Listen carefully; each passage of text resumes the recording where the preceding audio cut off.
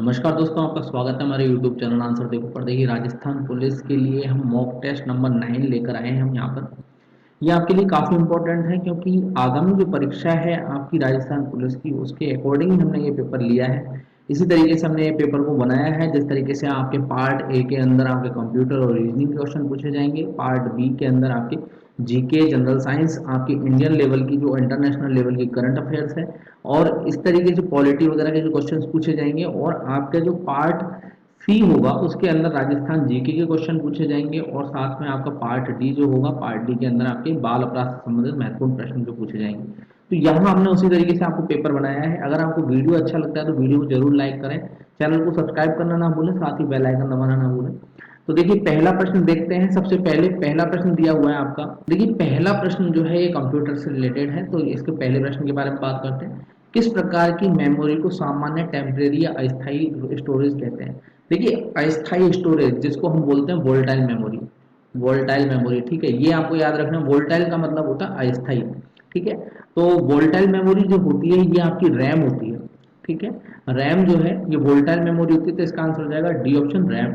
और रोम की अगर बात करें तो रोम जो मेमोरी है वो होती है नॉन वोलेटाइल मेमोरी, ठीक है। आपको ये याद रखना है, नॉन वोलेटाइल मतलब स्थायी रूप से जो मेमोरी होती है वो रोम होती है। तो इसका आंसर हो जाएगा डी ऑप्शन। अगला प्रश्न है आपका। देखिए, अगला प्रश्न दिया हुआ है आपका, डैश डैश करके दे रखा है, में स्पेसिफिक नियम और शब्द होते हैं जो एल्गोरिथम के लॉजिकल स्टेप व्यक्त करते हैं। देखिए, लॉजिकल स्टेप जो व्यक्त करते हैं, एल्गोरिथम के लॉजिकल स्टेप जो व्यक्त करते हैं वो प्रोग्रामिंग के अंदर होता है। प्रोग्रामिंग जो होती है उसके अंदर कोई भी प्रोग्राम होगा, उसकी प्रोग्रामिंग के अंदर स्पेसिफिक नियम होंगे और स्टेप बाय स्टेप आपके काम होते हैं उसके अंदर। और जो एल्गोरिथम होती है वहां पर एल्गोरिथम के लॉजिकल स्टेप भी होते हैं इसके अंदर। तो इसका आंसर हो जाएगा सी ऑप्शन। अगला प्रश्न है आपका। देखिए, अगला प्रश्न है आपका, टेलीफोन सिस्टम द्वारा ट्रांसमिशन करने के लिए और पुनः वापसी हेतु डिजिटल कंप्यूटर सिग्नलों को एनालॉग में परिवर्तित करने वाला डिवाइस क्या कौन होता है? ये देखिए, टेलीफोन आपका जब टेलीफोन होता है तो टेलीफोन के साथ साथ एक आपको वायर कनेक्ट होता है जिसमें आपका एक वाईफाई मॉडेम होता है, ठीक है।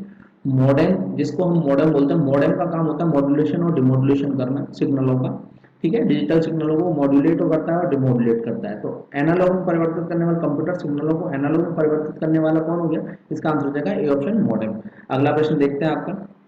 देखिए, अगला प्रश्न है आपका, बिना केबल प्रयुक्त किए नेटवर्क को कनेक्ट करने वाले डिवाइस को कहते हैं?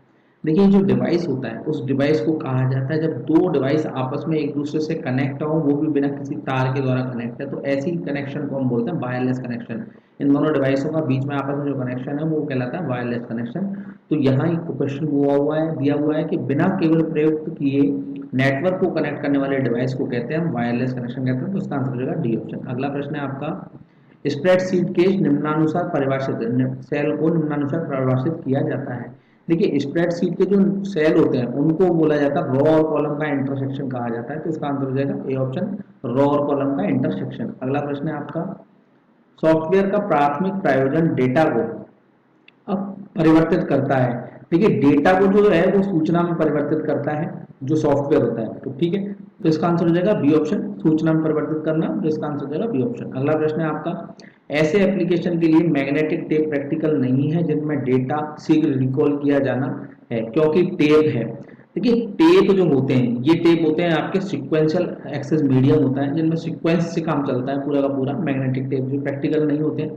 तो मैग्नेटिक टेप क्या होता है? इन मैग्नेटिक टेप में एक सिक्वेंशियल एक्सेस मीडियम होता है, तो इसीलिए इनको हम यूज नहीं कर सकते जहां पर आपका डेटा शीघ्र रिकॉल करना हो, आपका डेटा कोई सा भी डेटा आपको उठाया जा सके। तो इसीलिए हम यहाँ पर बोलेंगे कि सिक्वेंशियल एक्सेस मीडियम जो होते हैं वो मैग्नेटिक टेप होते हैं, और मैग्नेटिक टेप प्रैक्टिकली वहां यूज नहीं किए जा सकते जहां पर डेटा को शीघ्र रिकॉल किया जाए। तो इसका आंसर हो जाएगा बी ऑप्शन। अगला प्रश्न है आपका, फायरवॉल का प्रमुख फंक्शन निम्नलिखित में से कौन सा है? ऑप्शन दे रखे मॉनिटरिंग, डिलीटिंग, कॉपिंग और मूविंग। देखिए, फायरवॉल का यहाँ जो ऑप्शन दिए हुए हैं उनके हिसाब से आपका काम हो गया ए ऑप्शन, बिल्कुल सही आंसर होगा मॉनिटरिंग। फायरवॉल का काम है मॉनिटर करना और ऐसे ऐसे उनको रोकना है जो आपके जो लैपटॉप है, आपका कनेक्शन जो भी आपका जो नेटवर्क है वहां पर कोई अवैध तरीके से आपके नेटवर्क में घुसने की कोई अगर कोशिश कर रहा हो तो उसको रोकने का काम करता है फायरवॉल। तो हम कह सकते हैं वायर जो आपके वायरस वगैरह होते हैं उनको रोकने का काम भी करता है फायरवॉल। तो इसका आंसर हो जाएगा ए ऑप्शन। अगला प्रश्न है आपका, निम्नलिखित में से कौन सा प्रोग्राम के सभी स्टेटमेंट का एक सिंगल बेंच में कन्वर्ट करता है और इंस्ट्रक्शन के रिजल्टिंग कलेक्शन को एक नई फाइल में रखा जाता है। तो देखिए इसका आंसर हो जाएगा आपका कंपाइलर। कंपाइलर क्या करता है, कोई भी प्रोग्राम होता है तो वहां पे कंपाइल का काम करता है, तो इसका आंसर हो जाएगा सी ऑप्शन। अगला प्रश्न है आपका, डिजिटल मार्केटिंग का अर्थ है, डिजिटल मार्केटिंग का अर्थ आपको सही विकल्प चुनना है, कौन सा होता है, कैलकुलेटर के साथ बेचना, डिजिटल उपकरणों का विपणन, इंटरनेट और टेलीफोन के माध्यम से विपणन या निर्यात विपणन। देखिए डिजिटल मार्केटिंग मतलब होता है आप नेटवर्क, आपके नेट के द्वारा मार्केटिंग कर रहे हो, आप अपनी चीजों को बेच रहे हो, या टेलीफोन के द्वारा आप अपनी चीजों को बेच रहे हो, तो इसका आंसर हो जाएगा इंटरनेट और टेलीफोन के माध्यम से विपणन करना, तो इसका आंसर हो जाएगा सी ऑप्शन। अगला प्रश्न है आपका, यूजर एप्लीकेशन सॉफ्टवेयर हार्डवेयर को कनेक्ट करते हुए इंटरफेस के रूप में फंक्शन करते हुए किस प्रकार का सॉफ्टवेयर कंप्यूटर प्रोसेस को मैनेज करता है। देखिए ये ऑपरेटिंग सिस्टम जो होते हैं, ऑपरेटिंग सिस्टम होते हैं वो आपके हार्डवेयर और सॉफ्टवेयर दोनों को कनेक्ट करते हैं। यूजर एप्लीकेशन सॉफ्टवेयर और हार्डवेयर को कनेक्ट करते हैं, उन दोनों के बीच में इंटरफेस फंक्शन पैदा करता है, तो ये हो जाएगा ऑपरेटिंग सिस्टम, तो इसका आंसर हो जाएगा डी ऑप्शन। अगला प्रश्न है आपका, हार्डवेयर और सॉफ्टवेयर का एक कॉम्बिनेशन है जो कंप्यूटिंग डिवाइसों के बीच सूचना के आदान प्रदान की सुविधा प्रदान करता है। देखिए ये कंप्यूटर के और कंप्यूटिंग डिवाइसों के बीच में सूचना आदान प्रदान की जो सुविधा प्रदान करता है, ऑप्शन दे रखे नेटवर्क, पेरिफेरल, एक्सपेंशन बोर्ड और डिजिटल डिवाइस। तो देखिए ये नेटवर्क जो होता है, नेटवर्क क्या करता है, आपके हार्डवेयर और सॉफ्टवेयर का एक कॉम्बिनेशन होता है, ठीक है, और ये कंप्यूटिंग डिवाइसों के बीच में क्या करता है, सूचनाओं का आदान प्रदान करता है, तो इसका आंसर हो जाएगा नेटवर्क। आंसर ए ऑप्शन बिल्कुल सही आंसर होगा। अगला प्रश्न है आपका, वर्ड डॉक्यूमेंट के लिए डिफॉल्ट फाइल एक्सटेंशन क्या है। देखिए वर्ड डॉक्यूमेंट जो होते हैं आपके एमएस ऑफिस में, जो आपका एमएस वर्ड जो होता है उसके लिए जो आप डॉक्यूमेंट जो आपके उसके पीछे जो आप फाइल जब भी सेव करेंगे तो उसका जो एक्सटेंशन होगा वो एक्सटेंशन होता है डीओसी, डॉक। तो ये डॉक हो गया, डॉक्यूमेंट डॉक बन गया, तो इसको आपको याद रखना है, तो इसका आंसर हो जाएगा डी ऑप्शन। अगला प्रश्न है आपका, मदरबोर्ड के कंपोनेंट्स के बीच, कंपोनेंट्स के बीच, ये कंपोनेंट्स लिखा हुआ है, मदरबोर्ड के कंपोनेंट्स के बीच इंफॉर्मेशन के माध्यम से ट्रेवल करता है। देखिए जो बसेज होती हैं उनके माध्यम से क्या होती है, इंफॉर्मेशन ट्रेवल करती है, ठीक है, तो इसका हो जाएगा मदरबोर्ड के जो कंपोनेंट्स के बीच इंफॉर्मेशन बसेस के माध्यम से ट्रेवल करती है, तो इसका आंसर हो जाएगा डी ऑप्शन। अगला प्रश्न है आपका, एक कंप्यूटर है जो ऐसे इंटरनेट से जुड़ा होता है जो एक स्पेशल वेब सर्वर और सॉफ्टवेयर चलाता है और इंटरनेट पर दूसरे कंप्यूटर के वेब पेज भेज सकता है। आपका जो क्वेश्चन है इसके अकॉर्डिंग अगर बात करें तो यहाँ देखिए वेब क्लाइंट जो होते हैं, वेब क्लाइंट जो होते हैं कंप्यूटर, वो इसका काम करते हैं, तो इसका आंसर हो जाएगा ए ऑप्शन। अब आपने देखा होगा जो आपका जो बैंक के अंदर अगर यूज करते हैं कंप्यूटर तो वहां पर भी यही होता है कि एक वेब क्लाइंट कंप्यूटर होता है जो इंटरनेट से जुड़ा होता है और एक स्पेशल वेब सर्वर सॉफ्टवेयर चलाता है, ठीक है, वो एक स्पेशल वेब सॉफ्टवेयर चलाता है। आपने सुना होगा लाइन नहीं आ रही, तो वो इसी कारण होता है, वो स्पेशल वेब सर्वर सॉफ्टवेयर चलाता है और इंटरनेट पर दूसरे वेब सब कंप्यूटर के वेब पेज को भेज सकता है, तो इसका आंसर हो जाएगा A option, web client computer होता है, ठीक है। अगला प्रश्न है आपका, ऑपरेटिंग सिस्टम द्वारा सीधे हैंडल नहीं किए जाने वाले अधिकांश कार्य निम्नलिखित में से कौन हैंडल कर सकता है। देखिए ऑपरेटिंग सिस्टम के द्वारा जो ये सीधे हैंडल नहीं किए जा सकते, वो इंटीग्रेटेड सॉफ्टवेयर जो होते हैं वो ज्यादातर कार्य क्या करते हैं, हैंडल कर लेते हैं, तो इसका आंसर हो जाएगा डी ऑप्शन, इंटीग्रेटेड सॉफ्टवेयर। अगला प्रश्न है आपका, छोटे बच्चों को ग्राफिक रेखानुकृति की शिक्षा देने के लिए कंप्यूटर में किस भाषा का प्रयोग किया जाता है। देखिए ग्राफिक रेखानुकृति की शिक्षा देने के लिए जो कंप्यूटर में, जो छोटे बच्चों के जो कंप्यूटर में उनमें लोगो भाषा का यूज किया जाता है, तो इसका आंसर हो जाएगा सी ऑप्शन, लोगो। अगला प्रश्न है आपका, कंप्यूटर में डीआईआर कमांड का प्रयोग क्या देखने के लिए किया जाता है। देखिए कंप्यूटर में जो डीआईआर जो होता है डायरेक्टरी से संबंधित है, तो इसका मतलब हो गया फाइल, आप फाइल अगर देख रहे हैं तो उनके लिए आप डीआईआर कमांड का प्रयोग करेंगे, तो इसका आंसर हो जाएगा ए ऑप्शन। अगला प्रश्न है आपका, किसी दूसरे स्टेशन पर संदेश भेजने के लिए मुख्य बात यह है कि प्रयोक्ता को पता होना चाहिए कि, ऑप्शन देखा नेटवर्क काम कैसे करता है, दूसरे स्टेशन का पता क्या है, नेटवर्क पैकेट स्विच्ड है या सर्किट स्विच्ड है, या आपका जो चौथा ऑप्शन है ये वॉइस या डेटा नेटवर्क है। देखिए सबसे पहली बात तो है आपको एड्रेस पता होना चाहिए, किस अगर आप कोई संदेश भेजना चाहते हैं तो उसका आप एड्रेस पता होना चाहिए, तो दूसरे स्टेशन का क्या होना चाहिए, अपने को पता है एड्रेस पता होना चाहिए, तो यहाँ आंसर हो जाएगा बी ऑप्शन, एड्रेस जरूरी है पता होना, बिना एड्रेस के हम किसी भी संदेश को नहीं भेज सकते, तो इसका आंसर हो जाएगा दूसरे स्टेशन का पता क्या है। अगला प्रश्न देखते हैं अपना, सेविंग का प्रोसेस है। देखिए सेविंग, आप कोई भी फाइल है आप उसको सेव करना चाहते हैं तो उसका प्रोसेस क्या है, वो ये पूछ रहा है ठीक है। तो देखिए किसी डॉक्यूमेंट को मेमोरी से स्टोरेज मीडियम में कॉपी करना, किसी डॉक्यूमेंट के एग्जिस्ट कंटेंट में परिवर्तन करना, किसी डॉक्यूमेंट के अपीयरेंस या ओवर डॉक्यूमेंट लुक को बदलना, ओवर। देखिए जो आपका सेविंग का जो प्रोसेस है वो किसी डॉक्यूमेंट को मेमोरी से स्टोरेज मीडियम में कॉपी करना है, जिसका आंसर हो जाएगा ए ऑप्शन। अगला प्रश्न है आपका, पेज सेटअप कमांड की सहायता से किनको बदला जा सकता है। देखिए पेज सेटअप कमांड जो होती है ये आपका एक तो पेपर, जो पेपर का जो स्रोत होता है, ठीक है, एक तो वो होगा, एक लेआउट आपका लेआउट, और एक आपका मार्जिन, एक और इसका एक कलर भी आप चेंज कर सकते हैं, ठीक है, और आपका पेपर साइज भी A4 ये आप सारे चेंज कर सकते हैं, A4 A5 और B4, ठीक है। इस तरीके से जो आपके पेपर जो पेज सेटअप होता है कमांड के द्वारा हम ये सारी चीजें चेंज कर सकते हैं। तो ए और बी इसके लिए सही होंगे, तो इसका आंसर हो जाएगा सी ऑप्शन। अगला प्रश्न है आपका, बुकमार्क का उपयोग क्या है।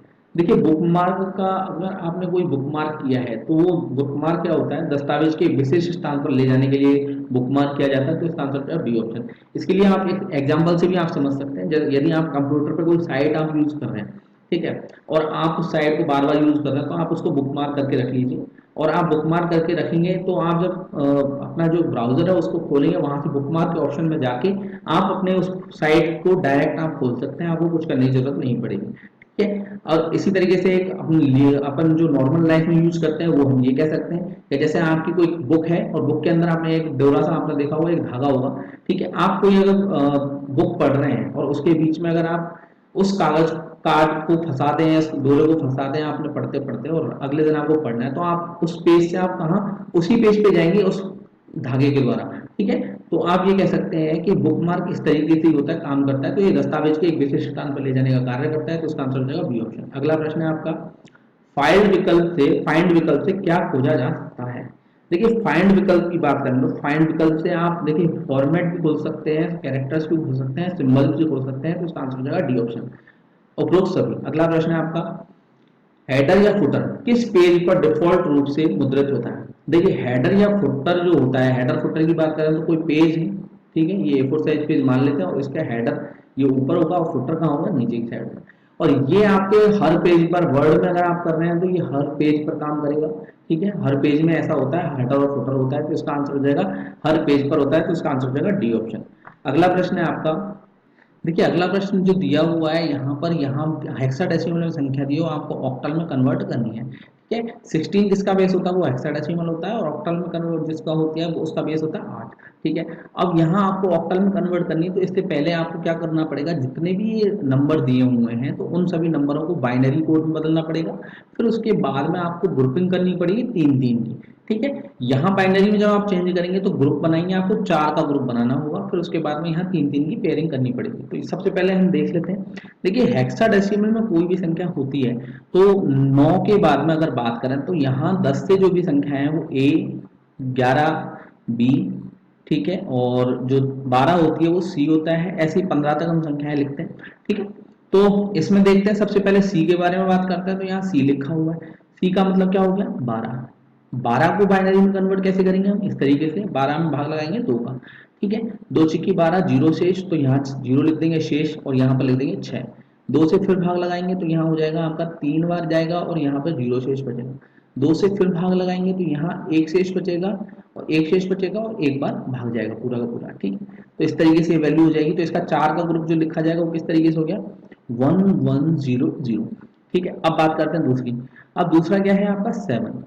7 को आप इसका जो कोड लिखेंगे वही इसी तरीके से भाग लगाएंगे। 7 में आप इसका भाग लगाएंगे 2 का, तो 2 का भाग लगाया 2 तिया 6, 1 शेष बचेगा 2 बार, ठीक है। यहाँ पर आप लिख दिया, फिर उसके बाद में 2 का भाग लगाया, 1 शेष बचेगा और 1, तो ये हो जाएगा। अब ये 3 वैल्यू है, तो यहाँ पर हमको कितने को वैल्यू लिखनी थी अपने को 4, तो हमने 4 का ग्रुप बना दिया इसका, ठीक है। अब अगला है आपका सी के बाद, 7 के बाद में आता है ए का नंबर होता है 10, ठीक है।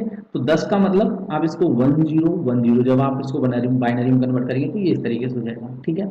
अब आपका लिखा हुआ है 2, 2 को आप कैसे लिखेंगे, आप 2 को कैसे लिखेंगे 0 1, ठीक है। अब लेकिन हमें 4 का ग्रुप बनाना है तो 0 0 आगे लगा देंगे। तो 1 है, 1 को कैसे लिखा जाएगा, तो ये 1 को कैसे लिखते हैं हम 0 1 में लिखते हैं, तो यहाँ पर अपने 4 का ग्रुप बनाना है तो 0 0। अब इस तरीके से हमने बना लिया। अब यहाँ हम जो करेंगे, हम क्या करेंगे, इनमें 3 3 का ग्रुप डिसाइड करेंगे, तो 3 3 का ग्रुप बना देते हैं। तो पहला ग्रुप क्या होगा 100 का, दूसरा ग्रुप क्या होगा 111 का होगा, ठीक है, तीसरा ग्रुप क्या होगा 001 का होगा, ठीक है, अगला ग्रुप क्या होगा 101 का होगा, उससे अगला ग्रुप क्या होगा 010 का होगा, और उससे अगला ग्रुप क्या होगा 010 का होगा। अब देखिए यहाँ पर भी अगर एक लिखा होता तो हम यहाँ पर एक लिखा होता तो यहाँ पर भी ग्रुप बना देते 3 का, लेकिन यहाँ 00 है तो 0 का कोई पेयर बनाने की जरूरत नहीं है, ठीक है। अब यहाँ हम बात करें, अब इनको हम बाइनरी से वापस इनका मल्टीप्लाई किसमें करेंगे, हम 2 से मल्टीप्लाई करेंगे, 2 का बढ़ते हुए क्रम में पदों की घात के लिए करेंगे। तो जैसे 0 है तो यहाँ पहली घात आएगी 2 की पावर 0 होगा, फिर इसमें जो मल्टीप्लाई किया जाएगा 2 की पावर 1 से मल्टीप्लाई किया जाएगा, इसमें जो मल्टीप्लाई किया जाएगा 2 की पावर 2 से किया जाएगा। तो यहाँ देखिए 2 की पावर 2 प्लस 2 की पावर 1 इंटू 0 प्लस 2 की पावर 0 इंटू 0, तो यहाँ हम कैसे लिख सकते हैं इसको 4। अब मैं आगे शॉर्ट में लिख देता हूँ थोड़ा सा, तो यहाँ 2 की पावर 1 आएगा, तो यहाँ 2 की पावर 1 है, 2 की पावर 1 तो इसका 2 की पावर 0 होगा इसका, तो 2 की पावर 0 प्लस 2 की पावर 1 प्लस 2 की पावर 2, तो इसको आप जब लिखेंगे तो ये 7 बन जाएगा। इसके बारे में बात करें तो ये आपका लिखेंगे तो आप इसका क्या करेंगे 2 की पावर 0 करेंगे इंटू 1 करेंगे, तो यहाँ क्या हो जाएगा 1 हो जाएगा। इसका मल्टीप्लाई करते हैं तो 2 की पावर 0 प्लस 2 की पावर 2, क्योंकि तीसरा पद है तो 2 की पावर 1 घट जाएगी, तो इसलिए 2 की पावर 2, तो ये हो जाएगा आपका 5। इसका करते हैं तो ये 2 की पावर 2 रहेगा, 2 की पावर 1 रहेगा तो ये 2 हो जाएगा, और यहाँ पे भी क्या होगा 3 का पेयर है तो ये 2 की पावर 1 होकर, तो ये हो जाएगा 2। तो आपने क्या कन्वर्ट किया, आपने इसको ऑक्टल में कर दिया। इसको टोटल कैसे लिखा जाएगा, ये टोटल 22 5 1 7 4 और ये हो जाएगा इसका बेस 8। तो अपना आंसर क्या हो जाएगा, बिल्कुल सही, बी ऑप्शन बिल्कुल सही आंसर होगा। तो दोस्तों ये थी पर 25 क्वेश्चन आपके कंप्यूटर से रिलेटेड। अब हम बात करेंगे इससे आगे रीजनिंग के क्वेश्चनों के बारे में। तो देखिए यहाँ रीजनिंग के क्वेश्चन दिए हुए हैं, और जो कि आपके 26 नंबर से क्वेश्चन चलेंगे ये, और 26 से लेकर आपके जो चलेंगे ये चलेंगे आपके 60 तक। तो आगे देखते हैं अगला क्वेश्चन। अगर आपको वीडियो अच्छा लग रहा है तो वीडियो को जरूर लाइक करें, चैनल को सब्सक्राइब करना ना भूलें, साथ ही बेल आइकन दबाना ना भूलें। इसी तरीके से हम आगे आपको और भी मॉडल टेस्ट पेपर देते जाएंगे। अभी हम पटवार के भी मॉडल टेस्ट पेपर लेके आएंगे जल्दी ही। तो देखिए पहला प्रश्न है आपका जो रीजनिंग का क्वेश्चन दिया हो 26वें नंबर पे, तो ये कह रहा है विनीत रमन से लंबा है। तो मैं यहाँ लिख देता हूँ विनीत किससे लंबा है, रमन से, ग्रेटर देन का सिंबल लगा दिया मैंने, ठीक है। अब आगे बोल रहा है किंतु ज्योति से छोटा है, तो विनीत के बारे में बात हो रही है तो ये ज्योति से छोटा हो गया। आगे बोल रहा है सुमित की लंबाई सबसे कम है, तो सुमित को मैं सबसे पीछे रख देता हूँ, ये सबसे लास्ट में रख दिया। अब ये कह रहा है दीपक जो है सुमित से लंबा है, तो दीपक को मैंने सुमित से लंबा बना दिया। अब आगे बोला किंतु रमन से छोटा है, अब रमन से छोटा है तो यहाँ बिल्कुल एक ग्रेटर देन का सिंबल आ जाएगा, क्योंकि रमन है ये, रमन बड़ा हो गया किससे, दीपक से। अब आपसे बोल रहा है किसकी लंबाई सबसे अधिक है, तो देखिए सबसे लंबा कौन हो गया यहाँ पर आपका, ये हो जाएगी कौन, ज्योति। तो इसका आंसर हो जाएगा ए ऑप्शन बिल्कुल सही आंसर होगा। अगला प्रश्न देखते हैं। देखिए अगला प्रश्न जो दिया हुआ है यहाँ पर आपको 2 कथन दिए गए हैं और इसमें निष्कर्ष आपको दिए हुए हैं, तो आपको बताना है कि कौन सा निष्कर्ष सही फॉलो करेगा। तो कथन देखते हैं। सबसे पहला कथन है सभी शालें कालीन हैं, तो यहाँ मैंने शाल ले ली, और इसके बारे में बोल रहा है ये कालीन है, तो मैंने के से इसको डिनाइट कर दिया। अब आगे बोल रहा है कोई कालीन क्या नहीं है, प्लोवर, तो कोई भी कालीन क्या नहीं है, मैंने प्लोवर बना दिया, तो ये हो गया, दूर दूर तक इनका वास्ता नहीं है। अब ये पूछ रहा है कोई शाल प्लोवर नहीं है, तो देखिए जब कालीन और प्लोवर के बीच में कोई रिलेशन नहीं है तो शाल के बीच में भी कोई रिलेशन नहीं बन पाएगा, तो ये क्या हो गया आपका, बिल्कुल सही हो जाएगा पहला निष्कर्ष। अब बात बोल रहा है सभी कालीन शालें हैं, तो शाल तो तब बनते जब ये कालीन का प्लो से संबंध होता, ठीक है। तो यहाँ ऐसा कुछ दिया नहीं है, तो इसीलिए क्या होगा, इन दोनों के बीच में पहले से नेगेटिव का संबंध है, तो यहाँ इन दोनों के बीच में नेगेटिव कोई भी संबंध नहीं बन सकता, तो पहला ही निष्कर्ष क्या होगा, सही होगा। तो इसका आंसर हो जाएगा ए ऑप्शन बिल्कुल सही आंसर है। अगला प्रश्न है आपका, अगला प्रश्न दे रखा है आपको बैनारेख से संबंधित, और इसमें आपसे पूछ रहा है कि चिकित्सक, धूम्रपान करने वाला व्यक्ति, धूम्रपान करने वाला, भारतीय और धूम्रपान नहीं करने वाला। तो देखिए अब यहाँ ऑप्शन दे रखे हैं, पहला ऑप्शन दे रखा है इस तरीके से, दूसरा ऑप्शन इस तरीके से दे रखा है, तीसरा ऑप्शन दे रखा है, और ये चौथा ऑप्शन दे रखा है। देखिए अगर हम बात करें चिकित्सक है, तो कुछ चिकित्सक धूम्रपान कर सकते हैं, कुछ नहीं करने वाले होंगे, ठीक है, धूम्रपान, और ये भारतीय भी हो सकते हैं वो चिकित्सक, तो जरूरी नहीं है कि सारे चिकित्सक क्या हो, भारतीय हो, ऐसा भी हम नहीं कह सकते। तो यहाँ हमें ऑप्शन जो सही लग रहा है वो चौथे नंबर का ऑप्शन सही लग रहा है, जिसमें ये चिकित्सक हो गया, ये आपका धूम्रपान करने वाले हो गए, ये आपके क्या हो गए, भारतीय हो गए, और यहाँ कौन हो गया आपका, ये धूम्रपान नहीं करने वाला। धूम्रपान करने वाला और धूम्रपान नहीं करने वाले के बीच में क्या होगा, आपस में रिलेशन नहीं होना चाहिए, तो इन दोनों के बीच में आपस में कोई रिलेशन हमने रखा नहीं है, तो इसीलिए इसका आंसर क्या हो जाएगा, चौथे नंबर का बिल्कुल सही आंसर।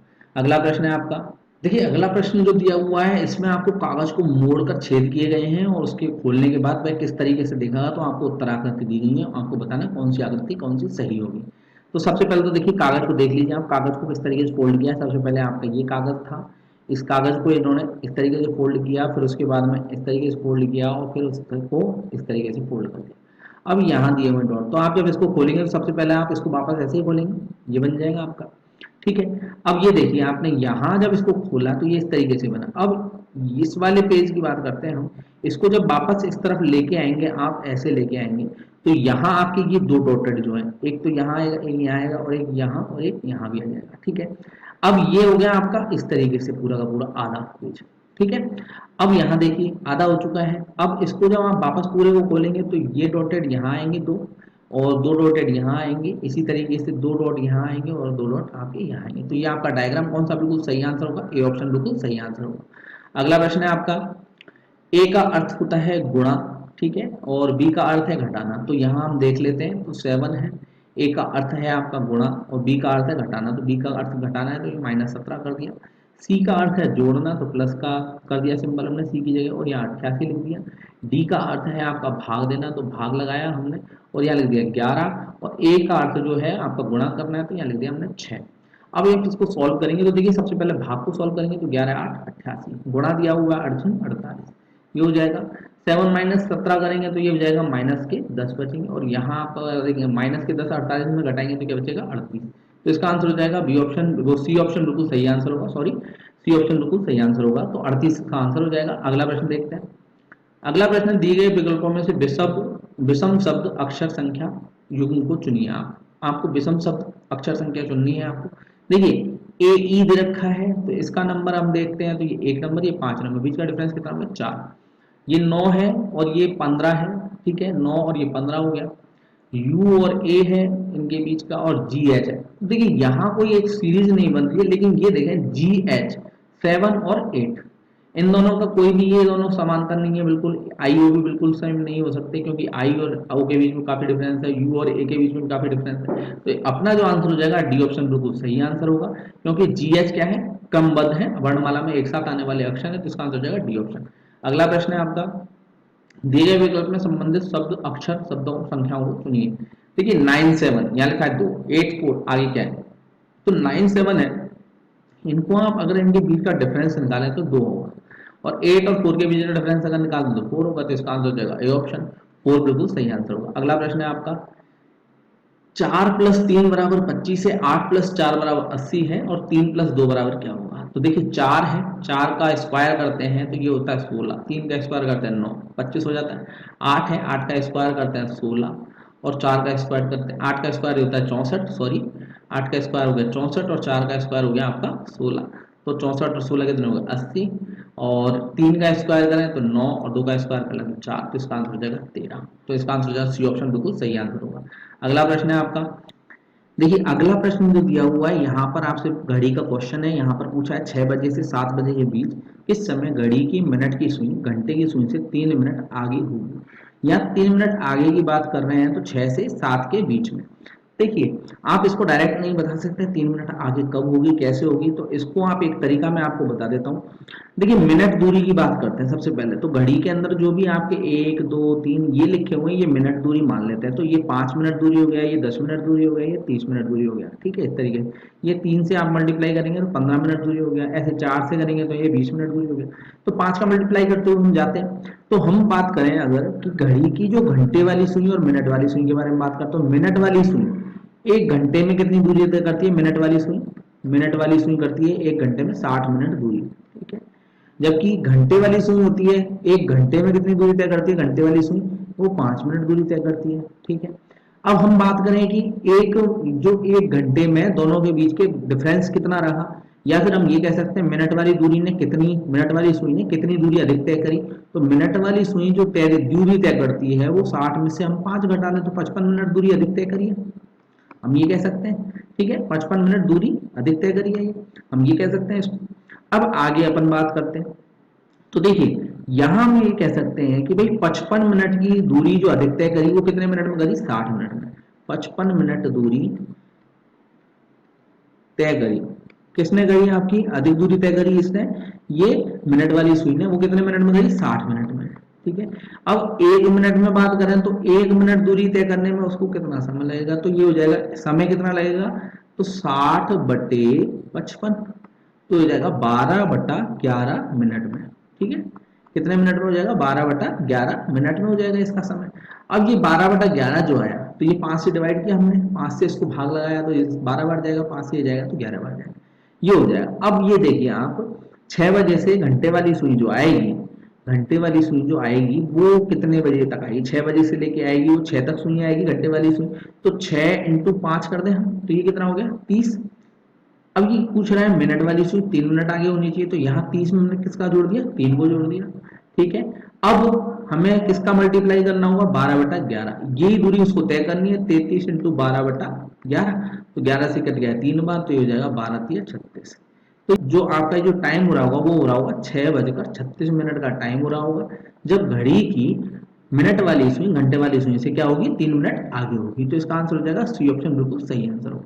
अगला प्रश्न है आपका, एक बस स्टैंड में प्रत्येक 40 मिनट पर पटना के लिए एक बस रवाना होती है। एक इंक्वायरी क्लर्क ने एक यात्री को कहा कि 20 मिनट पहले बस चली और अगली बस 10:45 पूर्वांत पर पटना के लिए रवाना होगी। तो 10:45 पे अगली बस जाएगी, तो हम ये कह सकते हैं कि भाई जो 20 मिनट पहले जब बस गई थी, ये 40 मिनट पहले जो पटना के लिए बस गई थी वो कब गई थी, 10:05 पर गई थी। ठीक है। अब ये पूछ रहा है कि भाई जिस इन दोनों टाइम पीरियड के दौरान इसके और इसके बीच में इसने इंक्वायरी की है बंदे ने, ठीक है, यात्री ने इंक्वायरी की है, वो कितने मिनट बोल रहा है कि 20 मिनट पहले बस गई थी, तो ये इंक्वायरी कितने बजे करी गई, 10:25 पर इंक्वायरी की गई है, तो इसका आंसर हो जाएगा सी ऑप्शन 10:25। अगला प्रश्न है आपका, देखिए अगला प्रश्न है, आपको अक्षरों का समूह दिया गया है, यहाँ पर आपको खाली स्थान भरने हैं। तो ये जो आपको दिए हुए हैं तो मैं इनको मान लेता हूँ, ये आपके 1 2, पहले क्रम इनके गिन लेते हैं कितने अल्फाबेट है, 1 2 3 4 5 6 7 8 9 10 11 12 13 14 15 16 17 और 18। तो देखिए इसके जो ग्रुप बन सकते हैं, 3 बन सकते हैं, 6, तो ऐसे ग्रुप हम बना लेते हैं। तो इसका हम ऐसा करते हैं, 6 का ग्रुप ले लेते हैं सबसे बड़ा, 3, ये तो 3 हो गए, फिर उसके बाद ये 3 हो गए, तो एक ग्रुप ये हो गया, फिर 3 और ये 3, एक ग्रुप ये हो गया, तो 3 ग्रुप बन गए। ये ग्रुप जो बने इनके बारे में बात करते हैं। देखिए यहाँ जो ग्रुप बने हैं इनके बारे में अगर देखें तो देखिए ये और ये SRS यहाँ लिखा हुआ तो यहाँ टी आ सकता है, ये हो गया, और ये आर लिखा हुआ तो यहाँ आर आ जाएगा। अब यहाँ देखिए TR लिखा हुआ है, TR अपना है ये, यहाँ RS है तो यहाँ S लिख देते हैं हम। तो हमारे पास में जो एक स्पेस यहाँ हो गया, एक S हो गया, R हो गया, फिर आपका एक स्पेस दिया हुआ है ऐसे TR दे रखा है, फिर आपका एक स्पेस दे रखा है SRS दे रखा है, यहाँ आपका एक स्पेस है, फिर R है, फिर स्पेस है, फिर HRST और फिर यहाँ R। तो मैंने इसको जो भरा वो मैंने ऐसे भरा है उसको कि ये तो आ गया S, यहाँ आपका ब्लैंक सी रहेगा, यहाँ मैंने आ गया T, यहाँ खाली रखेंगे हम, और यहाँ इसको भर देते हैं R। अब अपने पास में जो देखिए एक स्पेस तो ये है, फिर एक ऐस आ जाएगा, यहाँ स्पेस ये अपना वाला स्पेस ले लेते हैं, एक ये टी ले लेते हैं, फिर स्पेस ले लेते हैं, और फिर यहाँ ले लेते हैं हम आर। अब आपको ये देखना है कि ऐसी वैल्यू अपनी बैठ रही है या नहीं बैठ रही है, तो यहाँ से देखते हैं हम। देखिए सबसे अगर हम यहाँ टी रखते हैं तो यहाँ अगर हमने टी रखा तो यहाँ भी अपना क्या आएगा, टी आएगा, और यहाँ भी अपना क्या आएगा, टी आएगा, और ये आर तो इसका आया हुआ है, तो ये हो जाएगा, देखिए इसका क्या हो जाएगा आपका TST, फिर इसके बाद में फिर दोबारा टी आ जाएगा, तो ये 3 टी होने चाहिए। तो यहाँ टी रखने से तो ये इस तरीके से बैठेगी, तो ये अपने को ऑप्शन में मिल रहा है डी ऑप्शन में, तो इसका आंसर अपन डी मान लेते हैं। ठीक है, इसका आंसर हो जाएगा डी ऑप्शन। लेकिन अगर और कोई भी अगर अपन ट्राई करते हैं, जैसे यहाँ हम एस रखते हैं तो यहाँ एस होगा, तो यहाँ भी आपका एस आना चाहिए और यहाँ भी आपका एस आना चाहिए, तो इसीलिए ये नहीं बैठेगा। और दूसरा इसके अलावा और कोई बैठ नहीं सकता, तो इसीलिए हमने इसको क्या कर दिया, TSTT और आर, ये अपना आंसर हो जाएगा। तो इसका आंसर हो जाएगा डी ऑप्शन। देखिए अगला प्रश्न जो दिया हुआ है यहाँ पे कोडिंग दी रखी है, आपको मशीन का कोड बताना, तो मैं यहाँ एक बार लिख देता हूँ, COMRADES ये लिखा हुआ है, और यहाँ है DQPVFJLA। अब यहाँ हम देखें तो इन दोनों के बीच का देखें, ये 3 नंबर होता है, ये 4 नंबर, प्लस 1 कर देते हैं, ये 15 नंबर है, ये आपका 17 नंबर है, प्लस का 2 किया है इसने, यहाँ प्लस का 3 किया है, यहाँ प्लस का 4 किया है, 18 और बी का मतलब 22 होता है तो 4 किया। यहाँ आपका प्लस का 5 किया है, 1 और 5 कितना होगा 6, तो ये हो जाएगा। यहाँ आपका कितना किया है, आपका 6 किया है, यहाँ आपका 7 कर दिया, और यहाँ इसने क्या कर दिया 8 का जोड़ कर दिया। अब यहाँ भी हम भी वैसे ही करेंगे, मशीन के साथ में भी, मशीन है MACHINE, और मशीन में भी यही करेंगे। तो मशीन में एक जोड़ेंगे, M में एक जोड़ा तो ये बन जाएगा N, A में 2 जोड़ा तो ये बन जाएगा आपका C में 3 जोड़ा तो ये हो जाएगा आपका F। तो आप यहाँ से देख सकते हैं NCF सब में चल रहा है। देखिए आगे इसमें H है, H में अगर आप जोड़ेंगे कितने 4 जोड़ेंगे तो 4 हो जाता है 12, 12वें नंबर पे कौन आता है आपका L आ जाता है, ठीक है। और I है तो आप यहाँ देख सकते हैं, यहीं से ही आपको पता चल जाएगा NCFLNT और L, क्योंकि 7 अल्फाबेट है तो यहाँ लास्ट वाले में क्या जुड़ेगा 7 जुड़ेगा, तो ई और 7 में क्या हो जाएगा 5 और 7 से 12, तो यहाँ एल आ जाएगा। तो इसीलिए अपना आंसर क्या हो जाएगा डी ऑप्शन। और आगे भी आप करना चाहें तो कर सकते हैं। आई है, आई में आपको क्या जोड़ना पड़ेगा 5, तो इसका हो जाएगा 14। और एन है, एन में आपको कितना जोड़ना पड़ेंगे 6, यहाँ हो जाएगा आपका 20, तो ये हो जाएगा टी। NCFLNTL ये इसका आंसर हो जाएगा। तो डी ऑप्शन बिल्कुल सही आंसर होगा। अगला प्रश्न है आपका, यहाँ दे रखा कृत्रिम भाषा में कुछ शब्द दिए गए हैं, ठीक है, और उन शब्दों के बारे में आपको पूछ रहा है कि हैंडशेक है, तो यहाँ पर देखिए हैंडशेक, तो यहाँ वॉक मॉक लिखा हुआ है। वॉक टॉय किसका कोड हो गया शेक का, तो शेक के कोड के बारे में बात करते हो, शेक का कोड तो क्या होगा आपका वॉक होगा, ठीक है, ये हो जाएगा। अब आपसे पूछ क्या रहा है, वो स्मार्ट ईस्ट पूछ रहा है, तो स्मार्ट ईस्ट की स्मार्ट का कोड क्या होगा, आउट का कोड यहाँ से हम निकाल सकते हैं दोनों को लेके, तो आउट का कोड तो क्या हुआ टे, आउट का कोड क्या होगा TAY टे। तो यहाँ स्मार्ट का कोड हो गया जैम, ZAM हो जाएगा। अब ZAM कहाँ दिख रहा है अपने को, इस वाले ऑप्शन में दिख रहा है, तो ZAM हो जाएगा। अब ये देखिए ईस्ट जो है, ईस्ट का कोड क्या होगा, ईस्ट के लिए नया शब्द होना चाहिए क्योंकि ईस्ट यहाँ दिया नहीं है, तो यहाँ देखिए जैम और कहीं दिख नहीं रहा, तो इसका आंसर हो जाएगा सी ऑप्शन, बिल्कुल सही आंसर होगा, GIB इसका कोड हो जाएगा। अगला प्रश्न है आपका, देखिए अगला प्रश्न है आपका, 5 विद्यार्थी एक छात्रवृत्ति परीक्षा में भाग लेते हैं, सुधा ने पूजा से अधिक अंक अर्जित किए, तो सुधा ने किससे अधिक अंक अर्जित किए हैं, पूजा से, ठीक है, पूजा से। तो आगे देखते हैं, कविता ने सुमा से कम अंक, कविता जो है इसने किससे सुमा से कम अंक लिए, तो इसका सुमा के अंक ज्यादा होंगे, लेकिन किससे अधिक अंक प्राप्त किए हैं, सुधा से अधिक अंक प्राप्त किए हैं, तो कविता ने जो किए हैं, तो सुधा से अधिक अंक प्राप्त किए हैं, सुधा से। तो सुधा से कम कौन है, पूजा है, तो ये होगा पूजा। ममता के अंक पूजा और सुधा के अंकों के मध्य है, ममता जो है, तो ममता जो है पूजा और सुधा के, ठीक है, पूजा और सुधा के अंकों के मध्य है, तो यहाँ हो जाएगी कौन आ जाएगी, ममता आ जाएगी। तो ममता और पूजा, फिर उसके बाद में आपकी सुधा आ जाएगी, यहाँ आपकी कविता आ जाएगी, यहाँ आपकी सुमा आ जाएगी। तो अब आपसे पूछ रहा है कि मध्य है, तो किसने सबसे कम अंक अर्जित प्राप्त किए हैं, तो सबसे अंक किसने करे, पूजा ने, तो इसका आंसर हो जाएगा बी ऑप्शन। अगला प्रश्न है आपका, एक लड़की अपने घर से निकलती है, वह पहले 30 मीटर उत्तर पश्चिम से में चलती है, तो सबसे पहले तो मैंने इसको उत्तर पश्चिम में चला दिया, 30 मीटर की ओर चला दिया, 30 मीटर, ठीक है, उत्तर पश्चिम, ये उसका घर हो गया मान लेते हैं। फिर वह 30 मीटर दक्षिण पश्चिम में चलती है, दक्षिण पश्चिम में जाएगी तो दक्षिण पश्चिम में 30 मीटर, ठीक है। फिर वह 30 मीटर दक्षिण पूर्व दिशा में जाती है, दक्षिण पूर्व दिशा में गई, तो ये दक्षिण पूर्व दिशा हो गई उसकी 30 मीटर। अतः वह अपने घर की ओर मुड़ जाती है, वह किस दिशा में चल रही है, अपने घर की ओर मुड़ के जाएगी, तो अब देखिए आपकी दिशा कौन सी होगी, ये हो गई उत्तर पूर्व दिशा इसकी, क्योंकि उत्तर पूर्व दिशा में जाएगी, घर इसका यहाँ पर है, यहाँ से चलना स्टार्ट करेगी, उत्तर पूर्व दिशा होगी, तो इसका आंसर हो जाएगा सी ऑप्शन, उत्तर पूर्व। अगला प्रश्न देखते हैं, अगला प्रश्न रहेगा, ए बी का पुत्र है, तो ए जो है वो बी का पुत्र है, तो बी का पुत्र बना दिया हमने ए।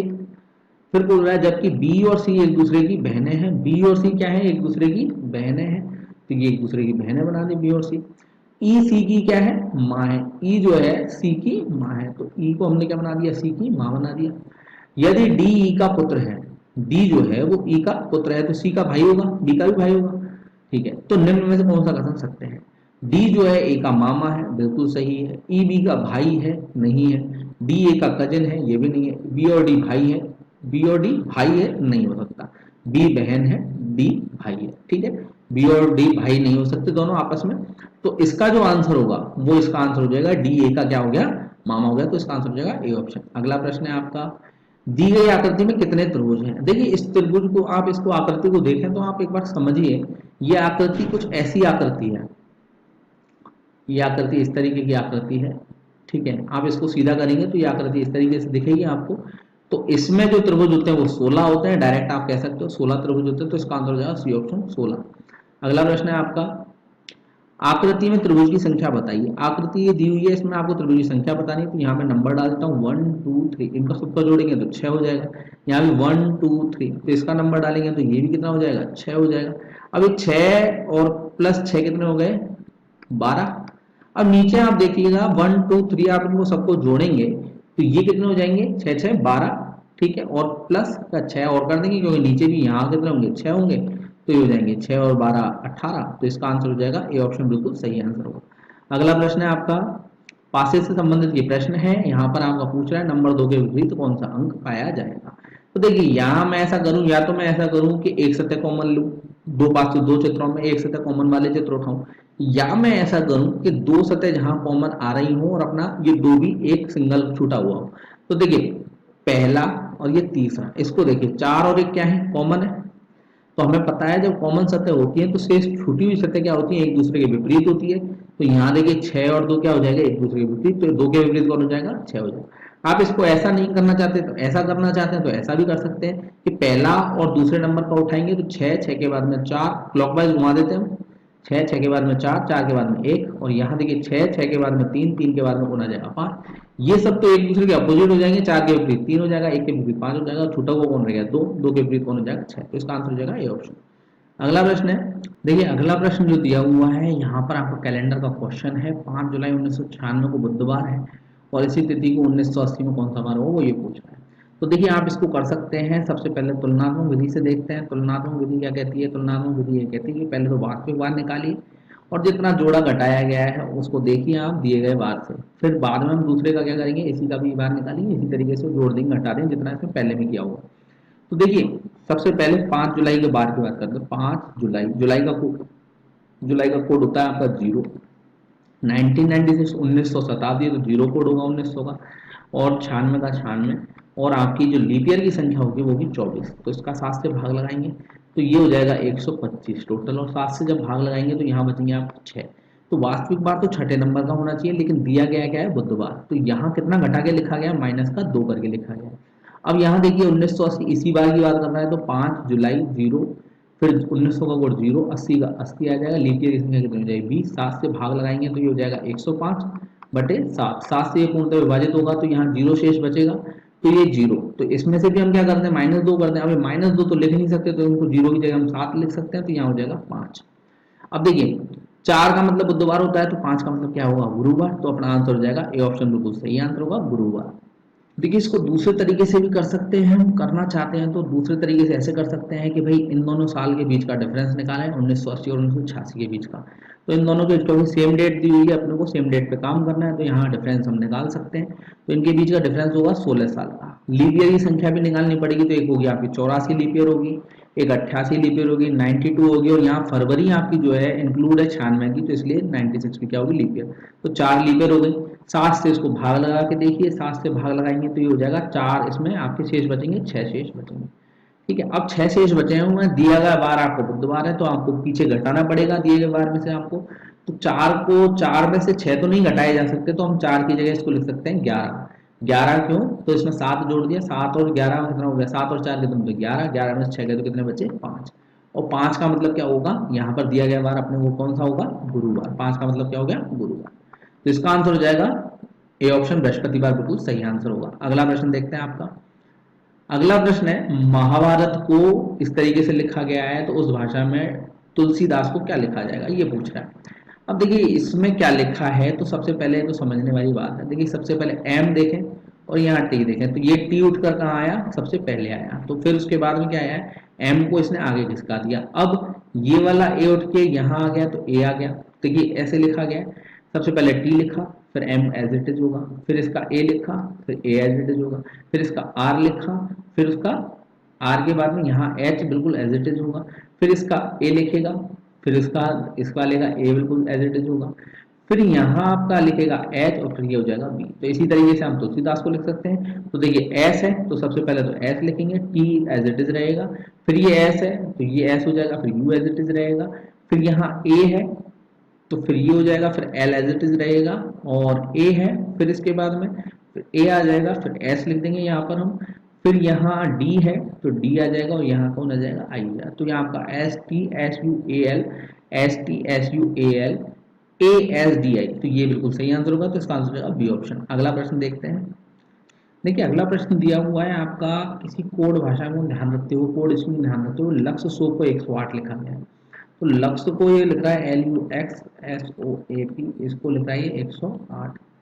और ये कॉर्नफ्लेक्स के बारे में बात कर रहा है कि कॉर्नफ्लेक्स को क्या लिखा जाएगा, कॉर्नफ्लेक्स का कोड क्या रखा, अंकित मूल्य क्या रखा जाएगा, तो ये पूछ रहा है। देखिए इसका अगर देखें तो ये 12 नंबर पे होता है, ये आपका 21 नंबर पे होता है, ये आपका 24 नंबर पे होता है, ये आपका एस लिखा हुआ है तो ये 19 नंबर पे है, ये आपका 15 नंबर पे है, ये आपका 1 नंबर पे है, और ये आपका है 16 नंबर पे।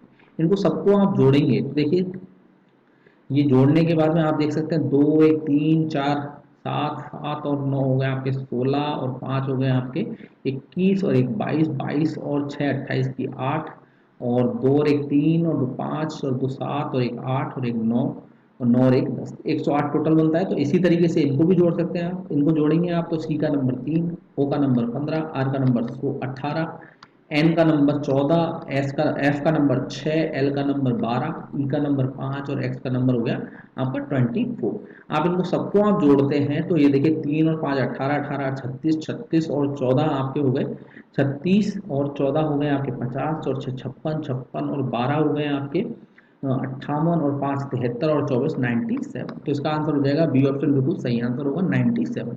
अगला प्रश्न है आपका, किसी कोड में 24685 को 33776 लिखा गया, 24685 को 33776 लिखा गया। तो ये पूछ रहा है 3579 को क्या लिखा जाएगा। देखिए यहाँ एक जोड़ूं तो ये 3 बनता है, यहाँ एक घटाऊं तो ये बन जाएगा, एक जोड़ूं और एक घटाऊं और यहाँ एक जोड़ूं, तो इसी तरीके से यहाँ पर भी करना पड़ेगा। एक जोड़ना है तो ये 4 हो जाएगा, एक घटाना है तो ये 4 हो जाएगा, एक जोड़ना है तो ये 8 हो जाएगा, एक घटाना है तो ये 8 हो जाएगा, और यहाँ एक जोड़ना है तो ये हो जाएगा 44882, इसका आंसर हो जाएगा। तो इसका आंसर हो जाएगा डी ऑप्शन, बिल्कुल सही आंसर है 44882। अगला प्रश्न है आपका, 20 को 863985 लिखा गया, 11 को 323039 लिखा गया, और 12 को क्या लिखा जाएगा। आप देखिए यहाँ ये लिखा हुआ है तो देखिए सबसे पहले हम यहाँ देखते हैं टी का कोड, यहाँ टी 2 बार आया हुआ है, तो टी का कोड अगर अगर 8 है, पहले नंबर पे 8 लिखा हुआ तो 8 ही यहाँ लिखा हुआ, तो इसलिए टी का कोड तो 8 हो गया। यहाँ देख सकते हैं ई का कोड क्या है, 3 है, तो यहाँ भी 3 लिखा हुआ है, इसी नंबर पे आपका ये 3 लिखा हुआ। तो ये कहने का मतलब ये हुआ कि जो भी अल्फाबेट लिखा गया उसका कोड उसके सामने लिखा गया। अब हम यहाँ पर टी का कोड 8 होगा तो ये 8 हो जाएगा, डब्ल्यू का कोड यहाँ से देख सकते हैं 6 होगा, ई का कोड आपको बताया था मैंने अभी 3 होगा, एल का कोड आप इसमें देखेंगे तो यहाँ हो जाएगा 2 हो जाएगा एल का कोड, वी का कोड अगर आपको देखना है तो वी का कोड यहाँ हो जाएगा 0, और ई का कोड फिर दोबारा यहाँ 863202, इसका आंसर हो जाएगा 863202, ये हो जाएगा ए ऑप्शन, बिल्कुल सही आंसर होगा। अगला प्रश्न है आपका, देखिए अगला प्रश्न जो दिया हुआ है MUSSOORI को सर्वाधिक उपयुक्त कोड कौन सा होगा। अब ये उपयुक्त कोड के बारे में बात कर रहा है। देखिए यहाँ हम कोई नियम का पता नहीं कर सकते कि कैसे इसको लिखा जाए, लेकिन हमें एक चीज नजर आ रही है कि यहाँ जो S है और O है ये 2 बार आए हुए हैं, ये 2 टाइम्स आए हुए हैं, ये 2 बार आए हुए हैं, तो इनके कोड जो होंगे वो भी क्या कितनी बार आने चाहिए, 2 बार आने चाहिए। अब आप देखिए और बाकी के जो भी अल्फाबेट है वो सब एक बार है, एम एक बार है, यू भी एक बार है, आर भी एक बार है, आई भी एक बार, ई भी एक बार, तो इन सब के कोड क्या एक एक बार आने चाहिए। अब हम यहाँ देखें तो देखिए सबसे पहले देखते हैं 48, तो देखिए ये तो वैसे ही फेल हो जाता है, एस का कोड एक होगा तो डबल बार टाइम आ गया, लेकिन ओ का कोड 2 बार नहीं है यहाँ पर, तो एक तो ये तो फेल हो गया। इसको देखते हैं 1M का, 5SU का, डबल एस 77, डबल ओ 22, 984, तो ये बिल्कुल सही लग रहा है, तो इसका आंसर हो जाएगा बी ऑप्शन। और लेकिन दूसरों को भी चेक करता तो 2 और 2 आया तो एम और यू का कोड एक सा नहीं हो सकता। ऐसे ही डी ऑप्शन है, इसमें भी 5 5 दे रखा है, तो ये इसका आंसर बिल्कुल सही आंसर होगा बी ऑप्शन। अगला प्रश्न है आपका, किशोर अपने घर और से और दिनों के सामान्य समय से 15 मिनट पहले निकला और बस स्टैंड पर 8:40 पर पहुंचा। यदि घर से बस स्टैंड पहुंचने में 10 मिनट का समय लगता हो तो किशोर को अपने घर से सामान्य कितने बजे निकलता है। तो किशोर अपने घर से सामान्य कितने बजे निकलता है, आपसे ये पूछा जा रहा है। देखिए सबसे पहले तो बस स्टैंड के लिए निकला है 8:40 पर, पहुंचा है बस स्टैंड पर। ये बस स्टैंड पर पहुंचा है 8:40 पर, आज पहुंचा है ये। आज की बात कर रहे हैं हम, टुडे। ठीक है, तो ये टुडे में आज ही पहुंचा है 8:40 पर, और घर से बस स्टैंड पहुंचने में 10 मिनट लगते हैं। तो ये घर से कितने बजे निकला होगा? 8:30 पर, क्योंकि 10 मिनट पहले निकला होगा, -10 कर दिया हमने। किशोर अपने घर से सामान्यतः कितने बजे निकलता है? तो देखिए आज जो वो निकला था वो 8:30 बजे निकला था, लेकिन 15 मिनट पहले निकला है। आज अपने घर से कितने मिनट पहले निकला है? 15 मिनट पहले निकला है। तो ये 8:30 बजे आज पहले निकलने का समय है। जब वो कल अगर जाएगा तो वो 15 मिनट बाद जाएगा, तो हम क्या करेंगे? 8:30 में 15 मिनट जोड़ देंगे तो कल हो जाएगा, तो वो 8:45 बजे घर पे से निकलेगा। तो इसका आंसर हो जाएगा सी ऑप्शन। ये इसको दोबारा मैं एक बार और समझा देता हूँ आपको कि ये जो आज का जो समय है वो 8:30 बजे का कैसे है, क्योंकि 8:40 पे आज वो पहुंचा है बस स्टैंड पे। 8:40 पे 10 मिनट पहुंचने में लगते हैं, तो 8:30 बजे वो घर से निकला होगा, घर से निकलने का समय होगा। लेकिन ये आज का समय जो है ये 15 मिनट पहले का समय है। जब वो अगर अगले दिन घर से बाहर निकलेगा तो वो 15 मिनट बाद निकलेगा, तो 8:45 पे वो घर से बाहर निकलेगा। तो इसका आंसर हो जाएगा सी ऑप्शन। अगला प्रश्न है आपका, 5 नवजात बच्चों का वजन डॉक्टर ने तोला। अपनी रिपोर्ट में उसने कहा ए बी से हल्का है। ए जो है वो किससे हल्का है? बी से हल्का है, तो बी से हल्का हो गया। ठीक है, सी जो है डी से हल्का है। सी किससे हल्का है? डी से हल्का है। बी जो है डी से हल्का है। बी किससे हल्का है? डी से हल्का है। तो डी से हल्का कौन हो गया? बी हो गया। परंतु ई से भारी है। परंतु ई से कौन भारी है? ये बी। तो ई से भारी हो गया। अब आप देखिए, तो कौन सा बच्चा सबसे भारी है वो ये पूछ रहा है। अब देखिए इनको सबको अगर तीनों को मिलाया जाए तो देखिए यहाँ हम वैसे तो बता नहीं सकते, लेकिन एक चीज तो हम बता सकते हैं, ये डी जो है, देखिए डी जो है सी से भी भारी है।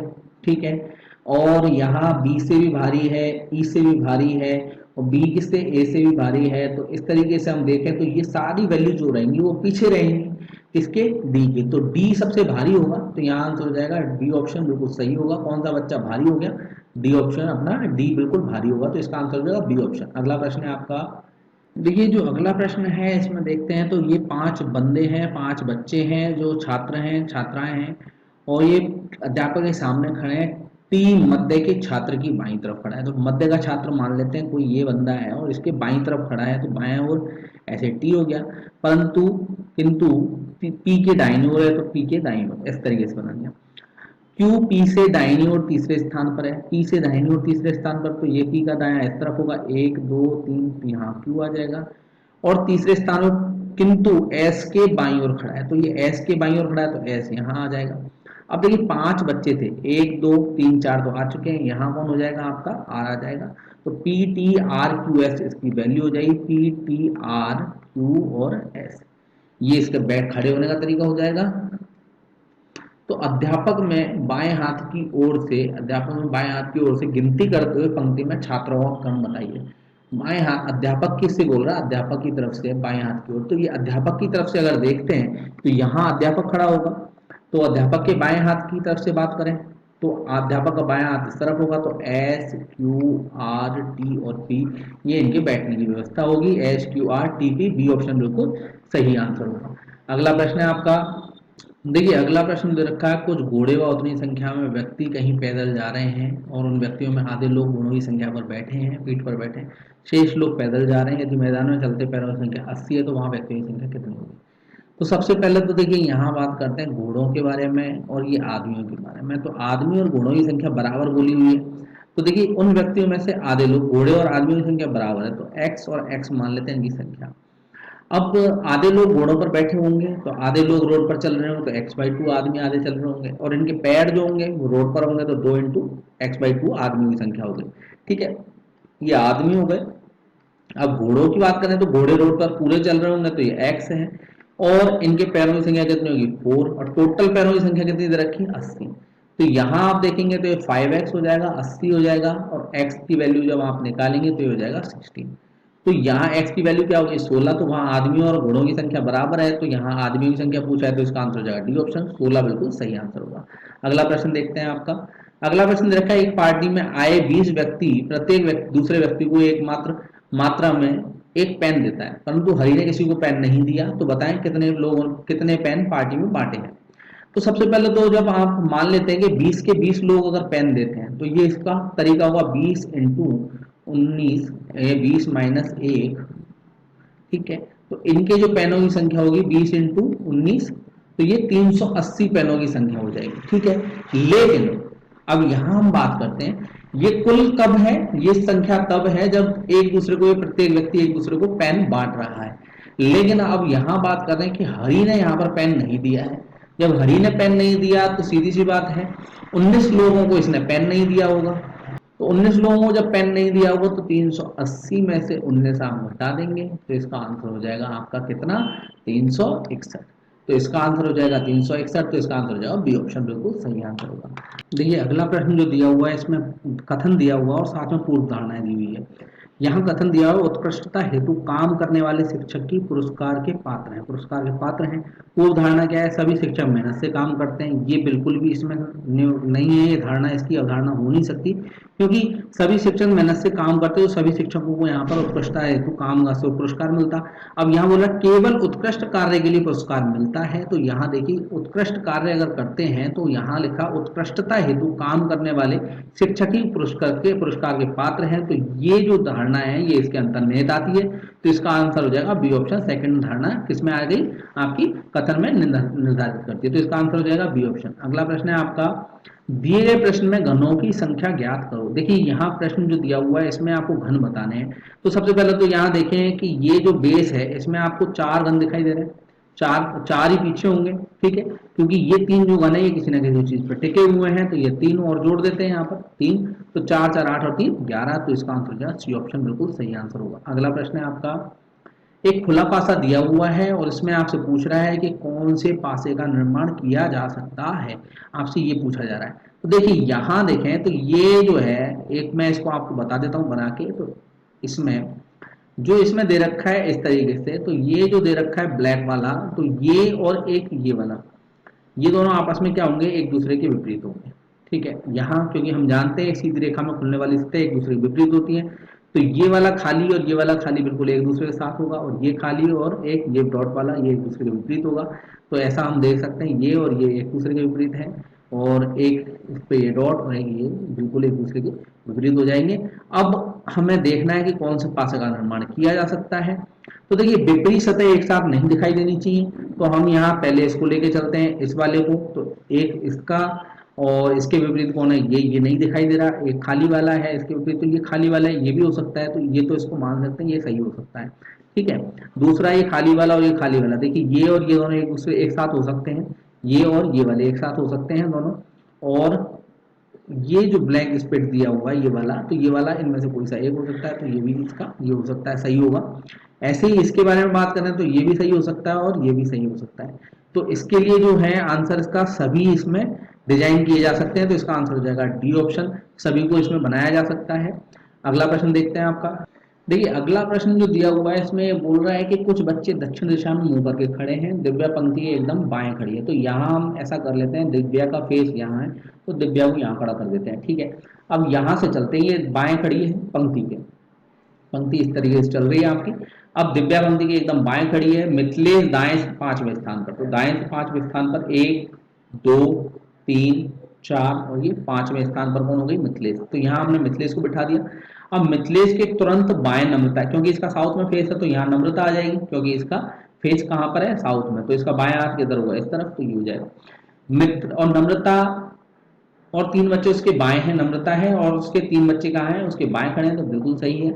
यदि नम्रता और दिव्या के बीच में 6 बच्चे हैं, तो नम्रता और दिव्या के बीच में 6 बच्चे, दिव्या यहाँ बैठी हुई है। अब देखिए 1 2 3 4 5 और ये 6ठे नंबर की मिथिलेश हो गई, तो 6 बच्चे इन दोनों के बीच में है, तो ये बोलो पंक्ति में कुल कितने बच्चे हैं, तो आप देख सकते हैं। देखिए 3 तो ये हो गए, 2 ये हो गए आपके, 5 5 और 5 10 और 1 11, पंक्ति में कितने बच्चे हो गए, 11 बच्चों की पंक्ति होगी, तो इसका आंसर जाएगा सी ऑप्शन। अगला प्रश्न है आपका, घड़ी की मिनट व घंटे वाली सुई 4 बजकर कितने मिनट पर 10 डिग्री का कोण बनाएगी। देखिए घड़ी की मिनट व घंटे वाली सुई के बीच में जब कोण हम निकालते हैं तो इस तरीके से हम देखते हैं कि भाई एक तो कोण निकाला जाता है वो इस तरीके से निकाला जाता है कि आप करेंगे सबसे पहले 11 इंटू मिनट माइनस 60 इंटू घंटे डिवाइडेड बाई 2। अब यहाँ क्या होता है, प्लस माइनस में आपका आंसर आता है। प्लस का मतलब मिनट, ये घंटे से मिनट वाली सुई के बीच का कोण, और माइनस का मतलब मिनट से घंटे वाली सुई के बीच का कोण। अब आप जब दोनों के बीच का आप ये निकालेंगे तो यहाँ देखिए 11 मिनट मान लेते हैं, x 60 है, 60 का मल्टीप्लाई किससे करेंगे आपके 4 से, क्योंकि घंटे से रखे 4 और यहाँ 2। अब आगे देखिए यहाँ बोल रहा है 10 डिग्री का कोण है। अब ये जो कोण है यहाँ हमने 10 लिख लिया, लेकिन यहाँ डिपेंड करेगा कि ये माइनस में होगा या प्लस में होगा। अब ये बोल रहा है घड़ी की मिनट व घंटे वाली सुई, मिनट व घंटे वाली सुई, मैंने आपको बताया माइनस का सिंबल आता है मिनट व घंटे वाली सुई के बीच के लिए, इसलिए यहाँ पर -10 आएगा। तो ये जाएगा 11x माइनस 240 बराबर कितना हो जाएगा, -20। जब आप इसको सॉल्व करेंगे तो 11x बराबर हो जाएगा 20 टू 20, x बराबर कितना हो जाएगा 20 मिनट।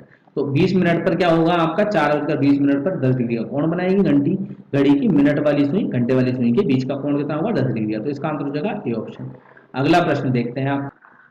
दोस्तों अगर आपको क्वेश्चंस अच्छे लग रहे हैं तो जरूर वीडियो को लाइक करें, चैनल को सब्सक्राइब करना ना भूलें, साथ ही बेल आइकन दबाना ना भूलें। और हम इसी तरीके से आपको आगे भी वीडियो देते रहेंगे। आपको कैसा लगा वीडियो, आपको कितने क्वेश्चंस आते हैं जरूर हमें कमेंट करके बताएं इस वीडियो में।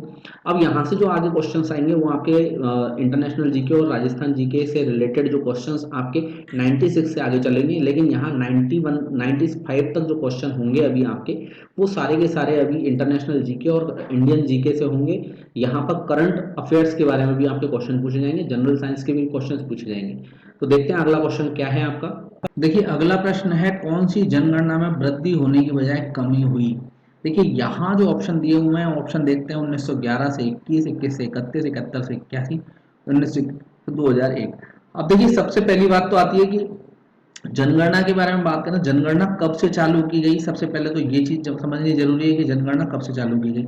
देखिए जनगणना जो सबसे पहले जो चालू की गई थी ये 1872 में चालू की गई थी, 1872 में, ठीक है। और ये लॉर्ड मेयो के जो लॉर्ड मेयो थे उस टाइम पे, उनके कार्यकाल में की गई थी उस टाइम पर।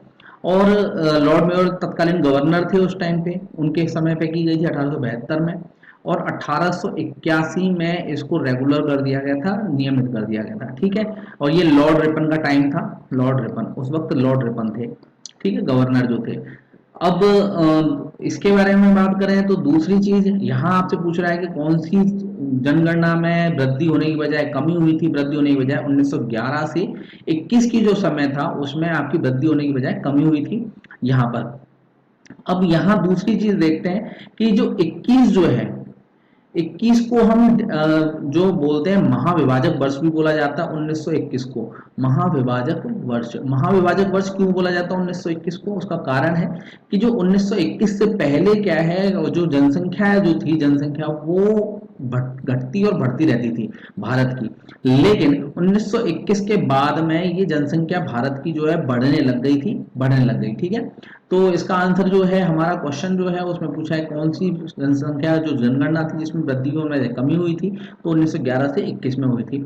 अब एक चीज और मैं आपको थोड़ा सा और बता देता हूँ कि स्वतंत्र भारत के बाद में अगर बात करें तो स्वतंत्र भारत के बाद में पहली जो जनगणना हुई थी वो 1951 में हुई थी, 1951 में हुई थी, ठीक है, जिसमें 14 सवाल पूछे गए थे, 14 सवाल थे।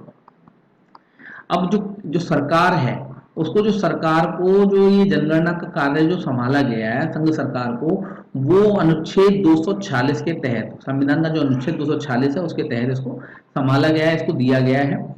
ये आपको थोड़ा सा याद रखना है।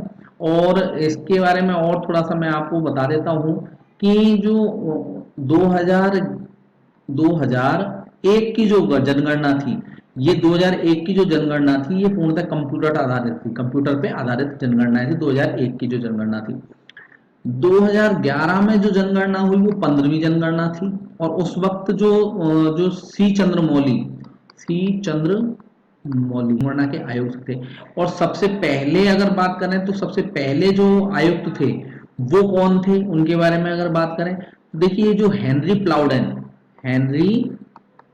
प्लाउडेन ये पहले आयुक्त थे, जो जिनकी अध्यक्षता में प्रथम बार जनगणना हुई थी। तो इसका नाम याद रखना है आपको, हेनरी प्लाउडेन, जिनके पहली बार इनके उनमें हुई थी अध्यक्षता में, ठीक है, जनगणना। और जो अभी 2011 की जो हुई है वो सी चंद्रमौली के आयुक्त थे उस समय जनगणना के। तो इसका आंसर हो जाएगा ए ऑप्शन। अगला प्रश्न देखते हैं।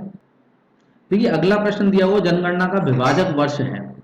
मैं देखिए जैसे आपको पहले ही बता चुका हूँ, जब जनगणना का जो विभाजक वर्ष है वो 1921 को माना गया है। क्यों माना गया? उसका कारण ये है कि जो 1921 से पहले भारत की जनसंख्या बढ़ती और घटती रहती थी, ठीक है, लेकिन 1921 के बाद में इसमें बढ़ोतरी देखी गई है, तो इसीलिए इसको विभाजक वर्ष माना गया 1921 को। तो इसका आंसर हो जाएगा बी ऑप्शन। देखिए अगला प्रश्न है आपका, किस राज्य में शिक्षा विभाग द्वारा 40 लाख से अधिक स्कूली छात्रों को मिड डे मील परोसा जा रहा है? देखिए 40 लाख से अधिक स्कूली छात्रों को जो मिड डे मील जो परोसा जा रहा है वो असम राज्य है भारत का।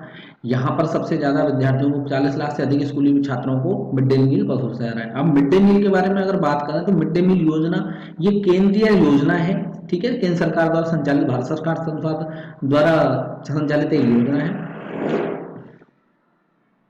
देखिए मिड डे मील जो है ये भारत सरकार द्वारा संचालित एक योजना है, भारत सरकार के द्वारा। और इसकी जो शुरुआत की गई थी सबसे पहले 15 अगस्त 1995 में की गई थी। इसकी 1995 में 15 अगस्त 1995 में इसकी योजना की शुरुआत की गई थी। लेकिन 2002 में ये पहले तो कुछ खंडों में, कुछ ब्लॉकों के अंदर ही इसको, कुछ खंड अर्थात ब्लॉकों के अंदर ही इसको चालू किया गया था, लेकिन 2002 में पूरे भारत में इसको लागू कर दिया गया था, जहां पर ये सरकारी स्कूल के जो बच्चे हैं 1 से 5वीं क्लास तक के जो बच्चे हैं उनको दोपहर का भोजन देने के लिए, खाने के लिए इनको खाना दिया जाता है, दोपहर का भोजन दिया जाता है। तो 1 से 5 तक के सभी सरकारी स्कूलों के अंदर भारत के अंदर ये स्कीम चालू की गई। फिर उसके बाद में ये प्राथमिक विद्यालयों अर्थात 8वीं तक इसको क्रियान्वित कर दिया, बाद में इसको 8वीं क्लास तक के बच्चों तक इसको क्रियान्वित कर दिया है। तो इसका आंसर हो जाएगा सी ऑप्शन। अगला प्रश्न है आपका, देखिए अगला प्रश्न है आपका, भारतीय शॉर्ट पुटर नवीन चिकारा को कितने साल के लिए निलंबित किया गया है?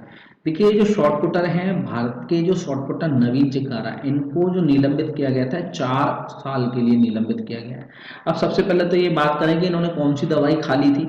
तो इन्होंने जो दवाई खाई थी GHRP6 ये प्रतिबंधित दवाई है। इस दवाई को इन्होंने खा लिया था और इसकी वजह से इनको क्या है, जो निलंबन झेलना पड़ रहा है। GHRP पहले इनको जो इनके जो टेस्ट हुए थे इसमें इनको आजीवन के लिए प्रतिबंधित किया था, आजीवन के लिए, लेकिन बाद में इन्होंने जब ये मान लिया था कि मैंने प्रतिबंधित दवाई GHRP6 खा ली, तो उसके बाद में इनका जो प्रतिबंध कर दिया गया था 4 साल का। तो इसका आंसर जो है सी ऑप्शन 4 साल।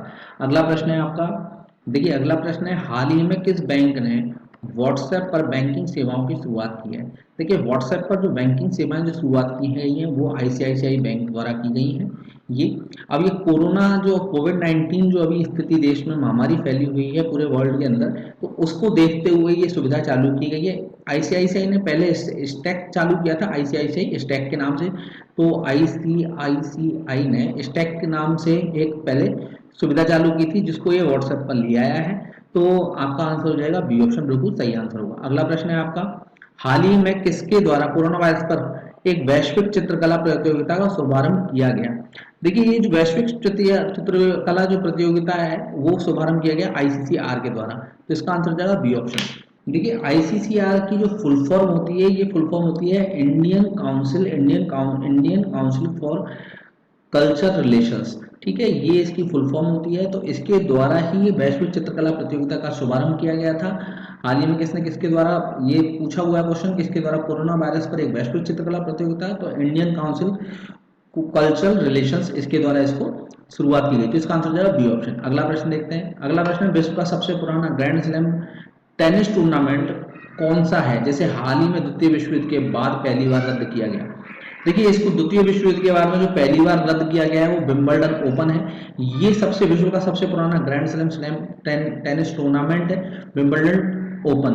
और कारण क्या है, अभी जो पहली बार रद्द किया गया है ये कोविड-19 की वजह से इसको रद्द किया गया है। तो इसका आंसर है सी ऑप्शन। अगला प्रश्न है आपका, देखिए अगला प्रश्न है, हाल ही में किस डिजिटल भुगतान कंपनी ने कोरोना केयर नामक बीमा पॉलिसी शुरू की है? कोरोना केयर नामक बीमा पॉलिसी जो शुरू करने वाली जो भुगतान कंपनी है वो डिजिटल भुगतान करने वाली है फोन पे, ठीक है। तो फोन पे के द्वारा कोरोना केयर बीमा पॉलिसी शुरू की गई है, तो आपको ध्यान रखना है, इसका आंसर हो जाएगा बी ऑप्शन। अगला प्रश्न देखते हैं, निम्न में से कौन सा IIT संस्थान कम लागत वाले पोर्टेबल वेंटिलेटर विकसित कर रहा है? देखिए जो पोर्टेबल वेंटिलेटर जो विकसित कर रहा है ये IIT कानपुर है। तो जो कम लागत वाले पोर्टेबल वेंटिलेटर विकसित किए जा रहे हैं IIT कानपुर के द्वारा। तो इसका आंसर जो है डी ऑप्शन। अगला प्रश्न है आपका, हाल ही में किस अंतरिक्ष एजेंसी ने सूर्य के अध्ययन के लिए सनराइज मिशन की घोषणा की है? देखिए सनराइज मिशन की जो घोषणा की गई है नासा के द्वारा की गई है, ठीक है, तो ये अमेरिका जो कंपनी है, तो इसका आंसर हो जाएगा बी ऑप्शन, नासा।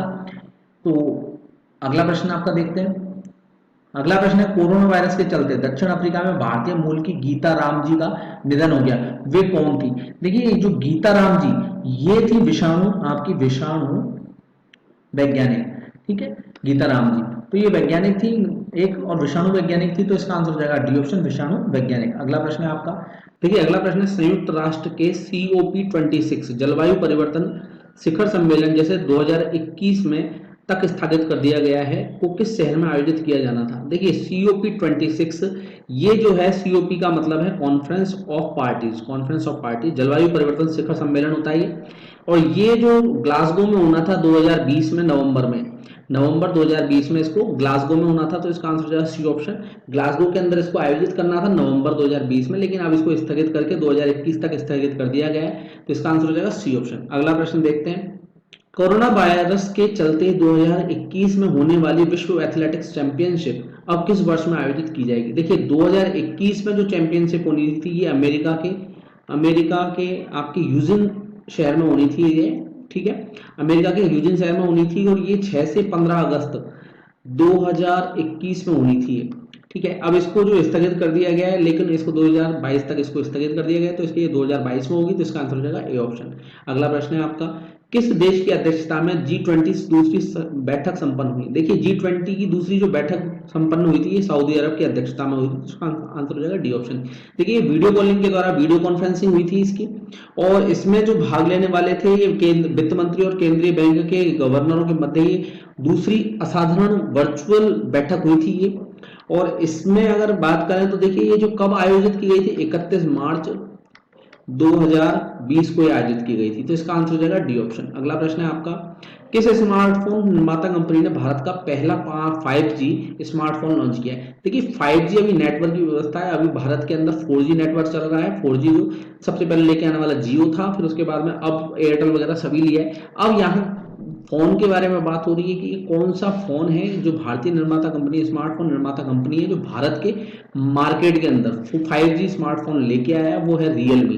तो रियलमी अभी लेके आया है, ये 24 फरवरी को इसने लॉन्च कर दिया अपना फोन, जिसमें 5G स्मार्टफोन है ये, तो इसका आंसर हो जाएगा बी ऑप्शन। रियलमी कंपनी थी जिसने भारत के जो मोबाइल जो मार्केट है उसके अंदर इसको उतारा गया है, तो इसका आंसर हो जाएगा बी ऑप्शन। अगला प्रश्न है आपका, हाल ही में किस राज्य सरकार ने रिक्शा चालकों को 5,000 रुपए देने की घोषणा की है? देखिए जो सरकार है वो है दिल्ली सरकार। दिल्ली की जो सरकार है, केजरीवाल, जो अरविंद केजरीवाल जो मुख्यमंत्री है दिल्ली के, उन्होंने इसकी घोषणा की थी, जो भी रिक्शा चालक हैं, जो ई रिक्शा चलाते हैं, जो ऑटो चलाते हैं, टैक्सी चलाते हैं, जो आरटीवी चलाते हैं, या ग्रामीण सेवा के जो सार्वजनिक वाहन जो है उनको जो चलाते हैं, उनके जो ड्राइवर हैं, वो उनको सभी को उनके अकाउंट में डायरेक्ट ट्रांसफर होंगे 5,000 रुपए, उनके सभी के अकाउंट में 5,000 रुपए को ट्रांसफर किए, तो इसका आंसर हो जाएगा सी ऑप्शन। देखिए अगला प्रश्न है, किस राज्य सरकार ने प्रत्येक जानवर के लिए प्रतिदिन 25 रुपए देने की घोषणा की है? देखिए जो गुजरात की जो सरकार है, गुजरात सरकार जो है, तो उस सरकार ने अभी प्रत्येक जानवर के लिए 25 रुपए देने की घोषणा की है, तो इसका आंसर हो जाएगा बी ऑप्शन। अगला प्रश्न देखते हैं। अगला प्रश्न है, हाल ही में अंतर्राष्ट्रीय खदान दिवस किस दिन मनाया गया? देखिए अंतर्राष्ट्रीय खदान दिवस जो मनाया गया वो 4 अप्रैल को मनाया गया, तो इसका आंसर हो जाएगा डी ऑप्शन। सबसे पहली बात आती है कि अंतर्राष्ट्रीय खदान दिवस की जो संयुक्त राष्ट्र महासभा है उसने घोषणा की थी 8 दिसंबर 2005 को इसकी घोषणा की थी, और इसको 4 अप्रैल से इसको मनाया गया, 4 अप्रैल 2006 से, तो इसका आंसर हो जाएगा आपका डी ऑप्शन। अगला प्रश्न देखते हैं, गिनीज वर्ल्ड रिकॉर्ड द्वारा विश्व के सबसे बुजुर्ग व्यक्ति का खिताब किसे दिया गया? देखिए जो गिनीज वर्ल्ड रिकॉर्ड के द्वारा जो ब्रिटेन के हेम्पशायर के बॉब बेटन है, इनको दिया गया, ये 112 साल के हैं, इनको दिया गया 112 साल के होने की वजह से, ये सबसे बुजुर्ग हैं, दुनिया के सबसे बुजुर्ग व्यक्ति हैं 112 साल के। लेकिन इनसे पहले की अगर बात करें तो जापान के जो इनसे पहले थे बुजुर्ग व्यक्ति वो चितेश बतनबे, ठीक है, बतनबे, ये चितेश बतनबे ये थे, चितेश बतनबे ये 112 वर्ष के थे, और ये अभी क्या है, इनको जब गिनीज बुक ने रिकॉर्ड का जो इनको जो दिया था रिकॉर्ड, तो उसके कुछ दिन बाद में इनकी मृत्यु हो गई, तो उसके बाद में जब सबसे बुजुर्ग व्यक्ति की तलाश की गई तो ये सबसे बुजुर्ग व्यक्ति बॉब बेटन मिले, जो कि ब्रिटेन के हेम्पशायर के हैं, तो इसका आंसर हो जाएगा ए ऑप्शन। अगला प्रश्न है आपका, भारत सरकार ने कोविड 19 को ट्रैक करने के लिए कौन सी मोबाइल ऐप लॉन्च की है? देखिए, भारत सरकार ने जो कोविड 19 को ट्रैक करने के लिए जो ऐप लॉन्च की वो करी थी आरोग्य सेतु। तो इसका आंसर हो जाएगा सी ऑप्शन। आरोग्य सेतु को 2 अप्रैल 2020 को इसको लॉन्च किया गया, 2 अप्रैल 2020 को इसको लॉन्च किया गया, और अभी तक की बात करें तो 11.5 करोड़ जो लोग हैं इसके अभी यूजर हैं। तो आपको ये याद रखना है 11.5 करोड़ यूजर इसको यूज कर रहे हैं अभी, और 2 अप्रैल 2020 को इसको लॉन्च किया गया था, और ये आरोग्य सेतु एप्लीकेशन है। तो अगला प्रश्न देखते हैं, निम्न में से किस राज्य में मयालुदुराथाई नामक नया जिला बनाया गया? देखिए, तमिलनाडु में ये नया जिला बनाया गया है, तो इसका आंसर हो जाएगा डी ऑप्शन। अगला प्रश्न देखते हैं, अगला प्रश्न है, वर्ष 2020 में अर्थ आवर दिवस कब मनाया गया? देखिए, अर्थ आवर दिवस जो 2020 में मनाया गया 28 मार्च को मनाया गया। इस बारे में थोड़ा सा मैं आपको बता देता हूँ कि अर्थ आवर दिवस क्या होता है। देखिए, यहाँ अर्थ आवर दिवस जो है भारत में अभी ये जो मनाया गया था 8:30 बजे से लेके 9:30 बजे तक, ये अर्थ आवर यानी पृथ्वी घंटा, ये आपका लिखा हुआ है, ठीक है, 9:30 बजे। तो अर्थ आवर दिवस जो मनाया गया 8:30 बजे से 9:30 बजे तक मनाया गया था। इसमें 1 घंटे तक कोई भी आपका बिजली के स्विच ऑफ कर दिया गया था, बिजली को, और कोई भी इलेक्ट्रिक उपकरण को बंद कर दिया गया था, ठीक है। तो ये इसीलिए मनाया गया था। देखिए, इसकी जो घोषणा की थी वो विश्व वन्य जीव एवं पर्यावरण संगठन के द्वारा घोषणा की गई थी। 2007 में इसको पहली बार मनाया गया था, 2007 में, ठीक है। और ये जो मनाया जाता है ये आखिरी शनिवार को मनाया जाता है, मार्च का जो आखिरी शनिवार होता है उसमें मनाया जाता है, ठीक है। आपको थोड़ा सा ये याद रखना है, 2007 से इसकी स्थापना हुई है, इसको मनाया जाने लगा है, और इसका 14वां संस्करण 2020 में इसका मनाया गया, 14वां संस्करण। और इस बार इसकी जो थीम थी वो इसकी थीम थी जलवायु परिवर्तन को थामने के कदम और सतत विकास, ठीक है। तो इसकी जो थीम थी जलवायु परिवर्तन को थामने के कदम और सतत विकास, इसकी ये थीम थी। तो इसका आंसर हो जाएगा सी ऑप्शन। अगला प्रश्न देखते हैं, अगला प्रश्न है, भारत को कोरोना वायरस से निपटने के लिए अमेरिका कितने मिलियन डॉलर की सहायता देगा? देखिए, अमेरिका जो है अपनी जो इसकी जो एजेंसी है, सहायता एजेंसी है, उसके द्वारा ये 2.9 मिलियन की सहायता दे चुका है अभी तक, ठीक है। तो इसका आंसर हो जाएगा बी ऑप्शन। लेकिन इसके कुछ दिन बाद में आपको थोड़ा सा और अपडेट कर देता हूँ कि कुछ दिन बाद में अमेरिका ने 3.0 मिलियन की इसको और पेशकश की है भारत को सहायता राशि देने की। तो इसका जो आंसर है वो आंसर हो जाएगा बी ऑप्शन। अगला प्रश्न देखते हैं, किस राज्य सरकार ने राज्य में खेलों को बढ़ावा देने के लिए माताओं के सहयोग से सामाजिक नवाचार की शुरुआत की है? देखिए, हरियाणा सरकार के जो है, हरियाणा सरकार ने माताओं को सहयोग से सामाजिक नवाचार की शुरुआत की है, तो खेलों का बढ़ावा देने के लिए। और अभी जो ये जो हरियाणा सरकार है ये एक अभी ऐप भी लॉन्च करने वाली है, जिसमें ऐप जो लॉन्च करेगी ये होगी mothers for sports and fitness. ये ऐप लॉन्च करेगी, जिसके द्वारा क्या है, आपके जो भी माताएं हैं, जो युवा माताएं हैं, उनके जो बच्चे हैं, वो किसी भी हर तरीके के खेल के लिए उनको प्रेरित किया जा सकता है, गतिविधियों में प्रोत्साहित किया जा सकता है। तो इसलिए इसका आंसर हो जाएगा सी ऑप्शन। अगला प्रश्न देखते हैं, अगला प्रश्न है, पौधों के विकास के लिए मिट्टी की पीएच कितनी अनुमानित मात्रा में सबसे अनुकूल है? देखिए, जो पौधों की जो पीएच है उसके बारे में अगर बात करें तो 5.5 से 7.5 तक के बीच जो होती है ये पीएच बिल्कुल अनुमानित मात्रा में सबसे अनुकूल पीएच मानी जाती है। तो इसका आंसर हो जाएगा ए ऑप्शन। दोस्तों, अगर आपको क्वेश्चंस अच्छे लग रहे हैं तो आप जरूर वीडियो को लाइक करें, चैनल को सब्सक्राइब करना ना भूलें, साथ ही बेल आइकन दबाना ना भूलें, और आप कमेंट करके हमें जरूर बताएं कि आपको वीडियो कैसा लगा, वैसे कितने क्वेश्चंस आपको आते हैं ये भी हमें जरूर कमेंट करके बताएं। ठीक है, अगला प्रश्न है, आपके पौधों के विकास को मापने के लिए प्रयुक्त एक उपकरण कैस्कोग्राफ का आविष्कार किया था? देखिए, कैस्कोग्राफ का जो आविष्कार किया था वो जगदीश चंद्र बसु ने किया था। तो इसका आंसर हो जाएगा डी ऑप्शन। अगला प्रश्न देखते हैं, अगला प्रश्न है, पोलियो वैक्सीन की खोज किसने की? देखिए, पोलियो वैक्सीन की जो खोज की थी वो जोनास साल्क ने की थी। तो इसका आंसर हो जाएगा सी ऑप्शन, जोनास साल्क। अगला प्रश्न है आपका, पृथ्वी का जल चक्र किसके द्वारा संचालित होता है? देखिए, पृथ्वी का जल चक्र जो है सूर्य के द्वारा संचालित किया जाता है। तो इसका आंसर हो जाएगा सी ऑप्शन।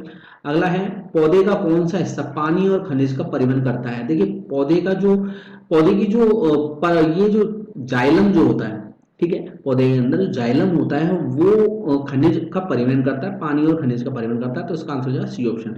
अगला प्रश्न है आपका, कौन सा अलैंगिक प्रजनन का एक प्रकार नहीं है? अलैंगिक प्रजनन का जो प्रकार नहीं है वो है परनिषेचन। तो इसका आंसर हो जाएगा सी ऑप्शन। अगला प्रश्न है आपका, निम्न में से कौन सा विकल्प पराश्रयी पौधे पैरासिटिक प्लांट का उदाहरण है? देखिए, ये जो अमरवेल पुष्कुटा जो होते हैं ये पराश्रयी पौधे या फिर पैरासिटिक प्लांट का उदाहरण होते हैं। ये अमरबेल का मतलब क्या है, जैसे कोई पौधा होगा तो उसके ऊपर ये बेल चढ़ जाएगी, तो उसके जो भी उसका ये अमरबेल जो है उससे पोषण, उस पौधे से पोषण ग्रहण करेगी, तो ये दूसरों से पराश्रयी हो गई, तो इसीलिए इसका आंसर हो जाएगा बी ऑप्शन। अगला प्रश्न है आपका, जियोट्रोपिज्म क्या है? जियोट्रोपिज्म इसके बारे में बात करें तो गुरुत्वाकर्षण की प्रतिक्रिया के रूप में पौधों की वृद्धि है, तो इसका आंसर हो जाएगा ए ऑप्शन। अगला प्रश्न है आपका, पौधों की पत्तियों से पानी के वाष्पीकरण को क्या कहते हैं? देखिए, जो पौधों की पत्तियों से पानी के जो वाष्पीकरण होता है उसको ट्रांसपेरेशन कहते हैं, तो इसका आंसर हो जाएगा ए ऑप्शन। अगला प्रश्न है आपका, देखिए अगला प्रश्न है, हाल ही में किस आईआईटी के अनुसंधानकर्ताओं ने अल्जाइमर की वजह से थोड़े समय के लिए जाने वाली याददाश्त को रोकने या कम करने हेतु नए तरीके विकसित करने का दावा किया है? देखिए, ये जो नए तरीके विकसित करने का जो दावा किया है वो आईआईटी गुवाहाटी, तो इसका आंसर हो जाएगा बी ऑप्शन। देखिए, आईआईटी गुवाहाटी की जो अनुसंधानकर्ता है उन्होंने दावा किया है कि उनके अनुसंधान में एक अलग तरीका मिला है और जो अल्जाइमर की बीमारी टाल सकता है, ठीक है, उनके द्वारा। और आईआईटी गुवाहाटी के 4 सदस्य वाली टीम ने दिमाग में न्यूरोटॉक्सिक अणु को जमा होने से रोकने के तरीकों का पता लगाने के लिए अल्जाइमर के न्यूरोकेमिकल सिद्धांत का अध्ययन किया था, ठीक है। तो ये अल्जाइमर के न्यूरोकेमिकल सिद्धांत का इन्होंने अध्ययन किया था, तो इसका आंसर हो जाएगा बी ऑप्शन। अगला प्रश्न है आपका, हाल ही में निम्न में से किस बैंक ने वीडियो के जरिए केवाईसी स्वीकार करने वाला देश का पहला बैंक बन गया? देखिए, देश का जो पहला बैंक बना है वो कोटक महिंद्रा बना है, तो इसका आंसर हो जाएगा C option. KYC know your customer, ये आरबीआई के द्वारा संचालित, आरबीआई के द्वारा इसको गाइडलाइन है, ये केवाईसी करने के लिए बोला गया है हर ग्राहक की, ठीक है। अब उसके बाद में जो आरबीआई ने वीडियो कॉन्फ्रेंसिंग के द्वारा ये जो केवाईसी स्वीकार करने की कहा था, तो सबसे पहले जो बैंक बना है वो कोटक महिंद्रा बैंक बना है, तो इसका आंसर हो जाएगा सी ऑप्शन। अगला प्रश्न देखते हैं आपका। अब देखिए, यहाँ से जो क्वेश्चंस हैं वो सारे राजस्थान के क्वेश्चंस चालू होंगे, ये 96 से लेकर आपके 40 तक 140 तक क्वेश्चंस होंगे, और उसके बाद में आपके बाल अपराध से संबंधित क्वेश्चंस होंगे।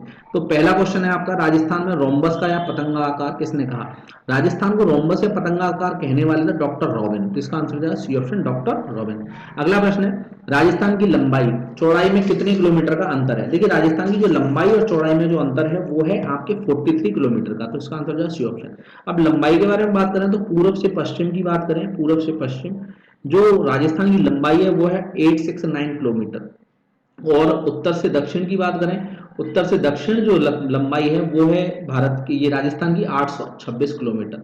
इन दोनों के बीच का डिफरेंस आता है तो ये 43 किलोमीटर आता है, तो इसका आंसर हो जाएगा सी ऑप्शन। अगला प्रश्न है आपका, राजस्थान का ऐसा कौन सा जिला है जिसकी आकृति लगभग राजस्थान के समान ही है? देखिए, आकृति के बारे में बात कर रहे हैं यहाँ पर, तो राजस्थान की समान है वो है टोंक जिला, तो इसका आंसर हो जाएगा डी ऑप्शन, टोंक। अगला प्रश्न है, ऑस्ट्रेलिया की जैसी आकृति वाला जिला कौन सा है? ऑस्ट्रेलिया की आकृति वाला जैसा जिला जो है वो है उदयपुर, तो इसका आंसर हो जाएगा सी ऑप्शन, उदयपुर। अगला प्रश्न है आपका, जवाहर सागर, राणा प्रताप सागर और गांधी सागर जलाशय किस नदी पर निर्मित है? देखिए, ये सारे जलाशय जो हैं ये सभी आपकी चंबल नदी पर निर्मित है, तो उसका आंसर जो है बी ऑप्शन। जवाहर सागर के बारे में बात करें तो ये कोटा बैराज के नाम से भी जाना जाता है, तो ये कोटा में है। राणा प्रताप सागर की बात करें तो ये राणा प्रताप सागर रावतभाटा जो कि राजस्थान जिले में आता है, और गांधी सागर जलाशय जो है ये है मंदसौर में, ठीक है, मंदसौर में, तो ये एमपी में आता है, तो इसका आंसर हो जाएगा बी ऑप्शन। अगला प्रश्न देखते हैं। अगला प्रश्न है, 13 ताली नृत्य किस लोक देवता की भक्ति में किया जाता है? देखिए, जो 13 ताली नृत्य है ये रामदेव जी की जो लोक देवता है उनकी भक्ति में किया जाता है, तो इसका आंसर हो जाएगा ए ऑप्शन। अगला प्रश्न है आपका, राजस्थान के किस लोक देवता को हिमाचल प्रदेश में बालकनाथ के रूप में पूजा जाता है? देखिए, रूपनाथ जी झारडा जो हैं इनको राजस्थान के जो लोक देवता हैं इनको हिमाचल प्रदेश में बालकनाथ के रूप में पूजा जाता है, तो इसका आंसर हो जाएगा डी ऑप्शन। अगला प्रश्न है आपका, बरसात के देव मामादेव को माना जाता है, तो इसका आंसर हो जाएगा बी ऑप्शन, मामादेव। अगला प्रश्न है, राजस्थान में बिस्सा जाति की कुल देवी किसे माना जाता है? देखिए, बिस्सा जाति जो है इसकी जो कुल देवी है वो आशापुरा देवी, तो इसका आंसर हो जाएगा बी ऑप्शन, आशापुरा देवी। अगला प्रश्न है, एमएसएमई एक्ट राजस्थान में कब लागू किया गया? देखिए, एमएसएमई एक्ट जो है राजस्थान में लागू हुआ था 2006 में, तो इसका आंसर हो जाएगा बी ऑप्शन, 2006। देखिए, अगला प्रश्न दिया हुआ है, राजस्थान के संदर्भ में निम्न में से कौन सा कथन असत्य है?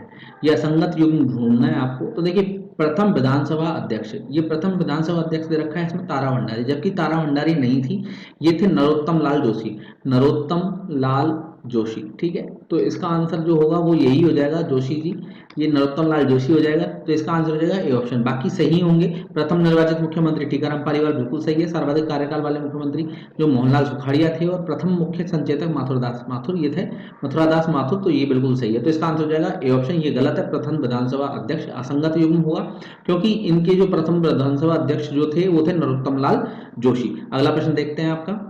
अगला प्रश्न है अजमो क्या है। देखिए अजमो के बारे में अगर बात करें तो अजमो जो होता है ये गर्भावस्था के 8वें महीने में गाए जाने वाले गीत होते हैं। तो इसका आंसर हो जाएगा बी ऑप्शन, बिल्कुल सही आंसर होगा। अगला प्रश्न है आपका, पति की मृत्यु कहीं अन्यत्र होने पर होने व वहीं उसका दाह संस्कार कर दिए जाने पर उसकी विधवा के चितारोहण को क्या कहा जाता है। देखिए जो विधवा के जो चितारोहण को कहा जाता है, ये विधवा के चितारोहण को बोला सती प्रथा। तो इसका आंसर हो जाएगा ए ऑप्शन, सती प्रथा। अगला प्रश्न है आपका, राजस्थान में राज्य निर्वाचन आयोग का कार्यकाल कितना होता है। देखिए राजस्थान में राज्य निर्वाचन आयोग का जो कार्यकाल होता है वो 5 वर्ष या 65 वर्ष की आयु जो भी इसमें पहले हो जाती है वो इसका निर्वाचन काल होता है। तो इसका आंसर हो जाएगा बी ऑप्शन। अगला प्रश्न है आपका, राजस्थान सरकार को विधिक मामलों में सलाह देने एवं न्यायालयों में प्रतिनिधित्व करने हेतु राज्यपाल द्वारा किसकी नियुक्ति की जाती है। देखिए राज्यपाल द्वारा नियुक्ति की जाती है महाधिवक्ता की। तो इसका आंसर हो जाएगा सी ऑप्शन, महाधिवक्ता की। और जो अभी महाधिवक्ता हैं वो महाधिवक्ता हैं अपने हमारे एम एस सिंघवी। ठीक है, तो ये आपको याद रखना है, एम एस सिंघवी जो है ये महाधिवक्ता है। तो इसका आंसर हो जाएगा सी ऑप्शन।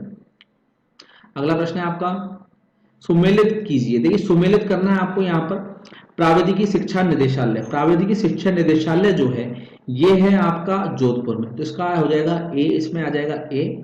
ठीक है, माध्यमिक शिक्षा बोर्ड ये अजमेर के अंदर है, बिल्कुल सही है, ये आ जाएगा बी। राजस्थान राज्य शैक्षिक अनुसंधान और प्रशिक्षण संस्थान जो है ये आपकी है उदयपुर में। तो इसमें आ जाएगा डी। और राजस्थान मदरसा बोर्ड वो है जयपुर के अंदर। तो इसमें आ जाएगा आपका सी। तो ये हो जाएगा आपका ए बी डी सी। तो ए बी डी सी है आपके सी ऑप्शन, बी ऑप्शन में। तो इसका आंसर हो जाएगा बी ऑप्शन। अगला प्रश्न देखते हैं। अगला प्रश्न है, इनमें से किस नस्ल की भेड़ के कान चराई के समय भूमि को स्पर्श करते हैं। देखिए जो भेड़ की जो नस्ल है वो सोनाड़ी। तो सोनाड़ी नस्ल की जो भेड़ होती हैं इनके जो कान हैं जमीन पर टच करते हैं। और ये सोनाड़ी भेड़ जो है ये पाई जाती है आपकी उदयपुर, डूंगरपुर, चित्तौड़गढ़, बांसवाड़ा, भीलवाड़ा में। ठीक है, ये इसमें इसको पाई जाती है। ये उदयपुर, डूंगरपुर, चित्तौड़गढ़, बांसवाड़ा और भीलवाड़ा में पाई जाती हैं। और इनको जो चनौथर भी बोला जाता है। ठीक है, इनकी जो उपनाम जो है इनका दूसरा जो उपनाम है इनका चनौथर। ठीक है, सोनाड़ी की जगह इसको चनौथर भी बोल सकते हैं, चनौथर। ठीक है, तो इसका आंसर हो जाएगा ए ऑप्शन। अगला प्रश्न है आपका, लोगों को खाद्य सुरक्षा प्रदान करने हेतु खाद्य सुरक्षा अधिनियम 2013 कब लागू किया गया। देखिए खाद्य सुरक्षा अधिनियम जो लागू किया गया था वो 1 अप्रैल 2013 को लागू किया गया, 2013 को। तो इसका आंसर हो जाएगा ए ऑप्शन, 1 अप्रैल 2013। अगला प्रश्न है आपका, आजीविका कौशल कार्यक्रम का नाम बदलकर क्या कर दिया गया। देखिए आजीविका कौशल कार्यक्रम का जो नाम बदलकर किया गया है वो पंडित दीनदयाल उपाध्याय ग्रामीण कौशल कार्यक्रम किया गया है। तो इसका आंसर हो जाएगा डी ऑप्शन। अगला प्रश्न है आपका, जयपुर के निम्न में से किन स्थलों का निर्माण स्वतंत्रता के पश्चात हुआ है। देखिए जयपुर के जो ये स्थल दिए हुए हैं आपके, जंतर मंतर है। ये जंतर मंतर बना 1724 में। ठीक है, ये स्वतंत्रता से पहले बना हुआ है। जय निवास उद्यान है, ये भी स्वतंत्रता से 18वीं सदी में इसका निर्माण किया गया था। रामबाग ये 1825 के आसपास बना था। ठीक है, 1825 में बना था। और सवाई मानसिंह संग्रहालय जो है ये आपका जो बना 1959 में बनाया है। तो ये भारत की आजादी के बाद में बना है। ठीक है, तो इसका आंसर हो जाएगा डी ऑप्शन। अगला प्रश्न है आपका, राज्य में फसलों में सर्वाधिक सिंचित क्षेत्र किस फसल का है। देखिए जो सर्वाधिक सिंचित क्षेत्र है वो गेहूं का है। तो इसका आंसर हो जाएगा सी ऑप्शन, गेहूं। अगला प्रश्न देखते हैं आप। अगला प्रश्न है, दरी निर्माण का ढांचा क्या कहलाता है। देखिए दरी निर्माण का जो ढांचा है वो कहलाता है आड़। तो इसका आंसर हो जाएगा बी ऑप्शन, आड़। अगला प्रश्न है आपका, देखिए अगला प्रश्न जो है, राजस्थान राज्य महिला आयोग की प्रथम अध्यक्ष कौन थी। राजस्थान राज्य की महिला आयोग की प्रथम अध्यक्ष थी श्रीमती कांता खतूरिया। तो इसका आंसर हो जाएगा ए ऑप्शन। देखिए राजस्थान राज्य महिला आयोग जो है ये एक जो स्थापना कब की गई थी इसके बारे में आपको बता देता हूं। देखिए 23 अप्रैल 1999 में एक विधेयक लेके आया गया विधानसभा में। ठीक है, और इसको प्रस्तुत किया गया विधानसभा में। और 15 मई 1999 को ये राज्य सरकार द्वारा अधिसूचना जारी कर दी गई है कि राजस्थान राज्य महिला आयोग के गठन की। ठीक है, और 8 मार्च को 2000 में एक महिला नीति, राज्य में महिला नीति को जारी कर दिया गया था। ठीक है, अब इसका जो इसके बारे में अगर बात करें तो देखिए इसकी जो पहली जो अध्यक्ष थी वो थी श्रीमती कांता खतूरिया।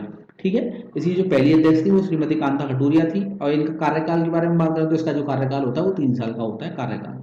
ठीक है, कार्यकाल 3 वर्ष का होता है और राज्य सरकार द्वारा मनोनीत किया जाता है। अभी जो है वास्तव अभी जो वर्तमान में है वो सुमन शर्मा। ठीक है, आपको याद रखना सुमन शर्मा अभी वर्तमान में है, तो इसका आंसर हो जाएगा ए ऑप्शन। अगला प्रश्न देखते हैं। अगला प्रश्न है, एक राजस्थान में एक 1444 खम्भों वाला मंदिर कहाँ स्थित है?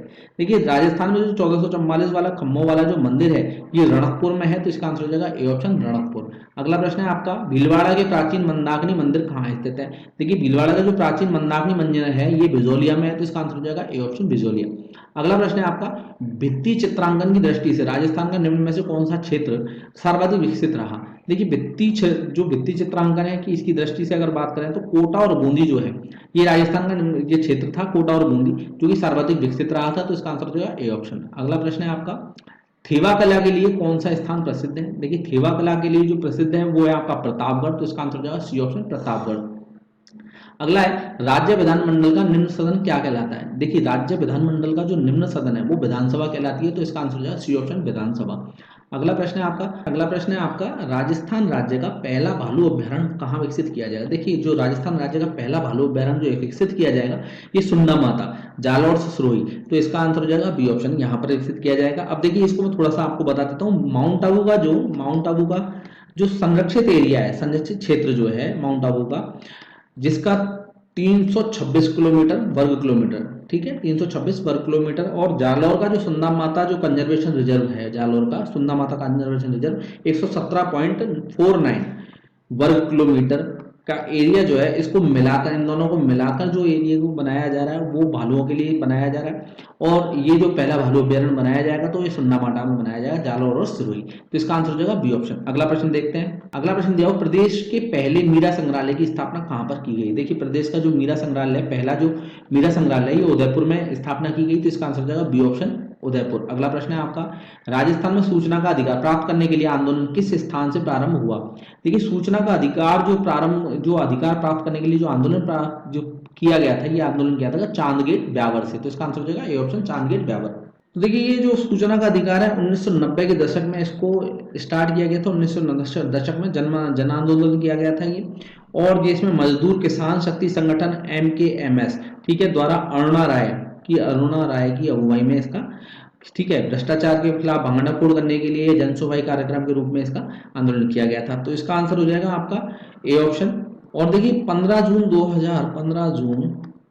2005 में इसको अधिनियमित किया गया था, ठीक है, 12 अक्टूबर 2005 को संपूर्ण धाराओं के साथ लागू कर दिया गया, ठीक है, इसको 12 अक्टूबर 2005 में इसको संपूर्ण धाराओं के साथ में इसको लागू कर दिया गया था, तो सूचना के अधिकार को, तो इसका आंसर हो जाएगा आपका ए ऑप्शन। अगला प्रश्न है आपका, राजस्थान का कौन सा जिला 12वीं सदी तक मलानी के नाम से जाना जाता रहा? देखिए 12वीं सदी तक मलानी के नाम से बाड़मेर जिला था, जिसको मलानी के नाम से जाना जाता था, तो इसका आंसर जो बी ऑप्शन। अगला प्रश्न है आपका, देखिए अगला प्रश्न है आपको, निम्न में से असत्य कथन छांटना है आपको, असत्य कौन सा है? देव बाबा को पशु चिकित्सा का अच्छा ज्ञान था, बिल्कुल सही है। भूरिया बाबा गुजरों और बालों के इष्ट देव थे, ये गलत है, क्योंकि भूरिया बाबा जो है मीणाओं के क्या है, मीणा जाति जो है इनके इष्ट देव है, और मीणा लोग जो है भूरिया बाबा को क्या बोलते हैं, गौतमेश्वर, ठीक है, गौतमेश्वर भी बोलते हैं इनको, तो इसका आंसर हो जाएगा आपका बी ऑप्शन, बिल्कुल सही आंसर होगा। मामादेव को प्रसन्न करने हेतु भैंस की बलि दी जाती, बिल्कुल सही है। परवसन नागौर में विशाल पशु मेला बढ़ता, बिल्कुल सही है, तो इसका आंसर हो जाएगा बी ऑप्शन। अगला प्रश्न है आपका,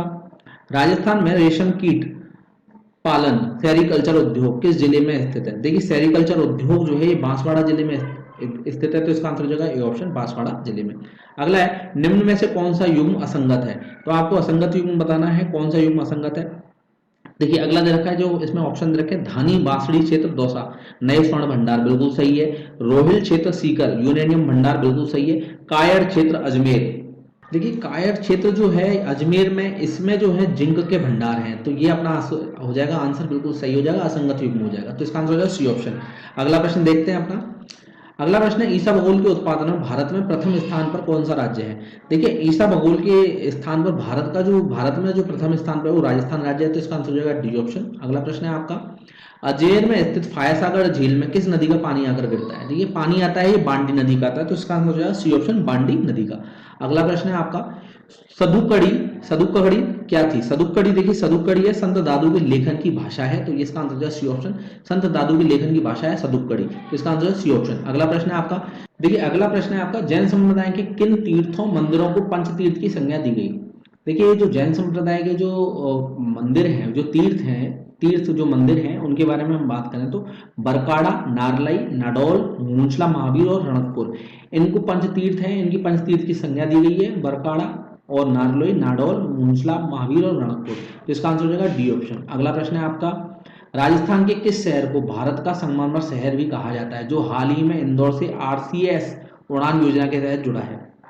देखिए किशनगढ़ जो है, किशनगढ़ शहर को भारत का संगमरमर शहर भी कहा जाता है, ठीक है। और इसको अभी नागरिक उड्डयन मंत्रालय जो है उसने इसको आरसीएस उड़ान योजना के तहत इंदौर से किशनगढ़ के लिए पहली 3 बार साप्ताहिक उड़ान, ठीक है, इंदौर से किशनगढ़ के लिए, इंदौर से किशनगढ़ के लिए पहली साप्ताहिक 3 बार उड़ान की हरी झंडी दिखाई है, ठीक है, तो इसका आंसर हो जाएगा ए ऑप्शन। अगला प्रश्न है आपका, निम्नलिखित में से किस अंतरराष्ट्रीय अभ्यारण्य को हाल ही में इको सेंसिटिव जोन घोषित किया गया?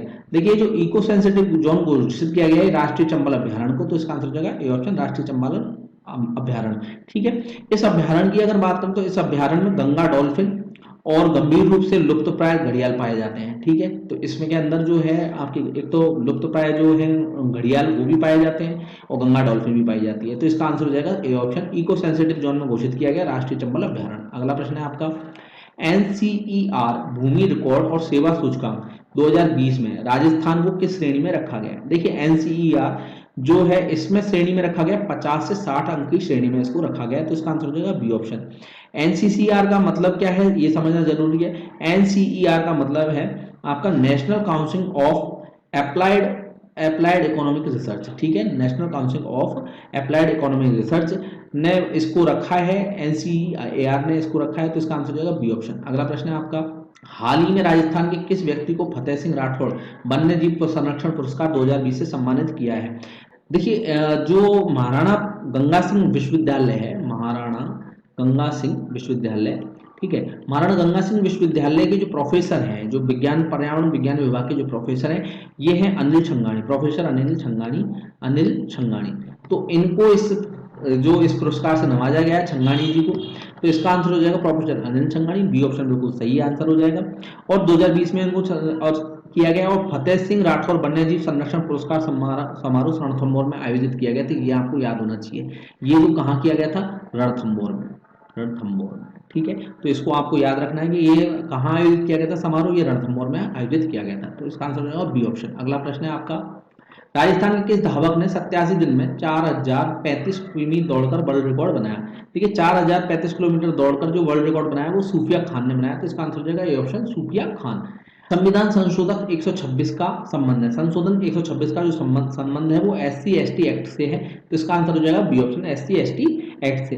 देखिए जो राजस्थान, ये अभी हाल ही में राजस्थान विधानसभा में 126वां संविधान संशोधन किया गया था, ठीक है, इसके लिए एकमत ये संविधान संशोधन किया गया था जो कि SC ST आरक्षण से संबंधित है, और ये 26 जनवरी 2020 से लागू होगा, 26 जनवरी 2020 से ये लागू कर दिया गया, ठीक है, और इससे SC ST आरक्षण की जो अवधि है वो 10 वर्ष और बढ़ गई, ठीक है, 10 वर्ष के लिए बढ़ा दी गई इसको आरक्षण के लिए, ठीक है, तो इसका आंसर हो जाएगा बी ऑप्शन।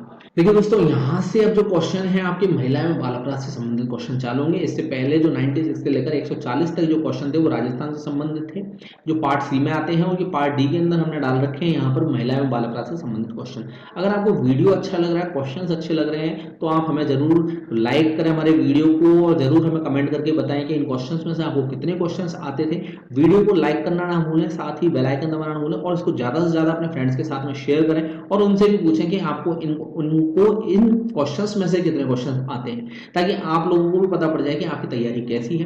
देखिए सबसे पहला प्रश्न दे रखा है 141वें नंबर पे, जो महिला एवं बाल अपराध से संबंधित क्वेश्चन है, तो ये पहला क्वेश्चन है, सर्वप्रथम किशोर न्याय अधिनियम 1986 अस्तित्व में आया, जिसे देश भर में कब लागू किया गया? देखिए ये जो किशोर न्याय अधिनियम है ये 1986 अस्तित्व में आया था 1986 में, और इसको जब लागू किया गया था पूरे देश में तो 2000 में लागू किया गया, तो इसका आंसर हो जाएगा ए ऑप्शन। अगला प्रश्न देखते हैं। देखिए अगला प्रश्न है SJPU क्या है? SJPU की फुल फॉर्म अगर बात करें तो S का मतलब स्पेशल, J का मतलब जुवेनाइल, P का मतलब पुलिस और यू का मतलब यूनिट। तो ये प्रत्येक जिले में विशेष गठित विशेष किशोर पुलिस इकाई होती है, SJPU।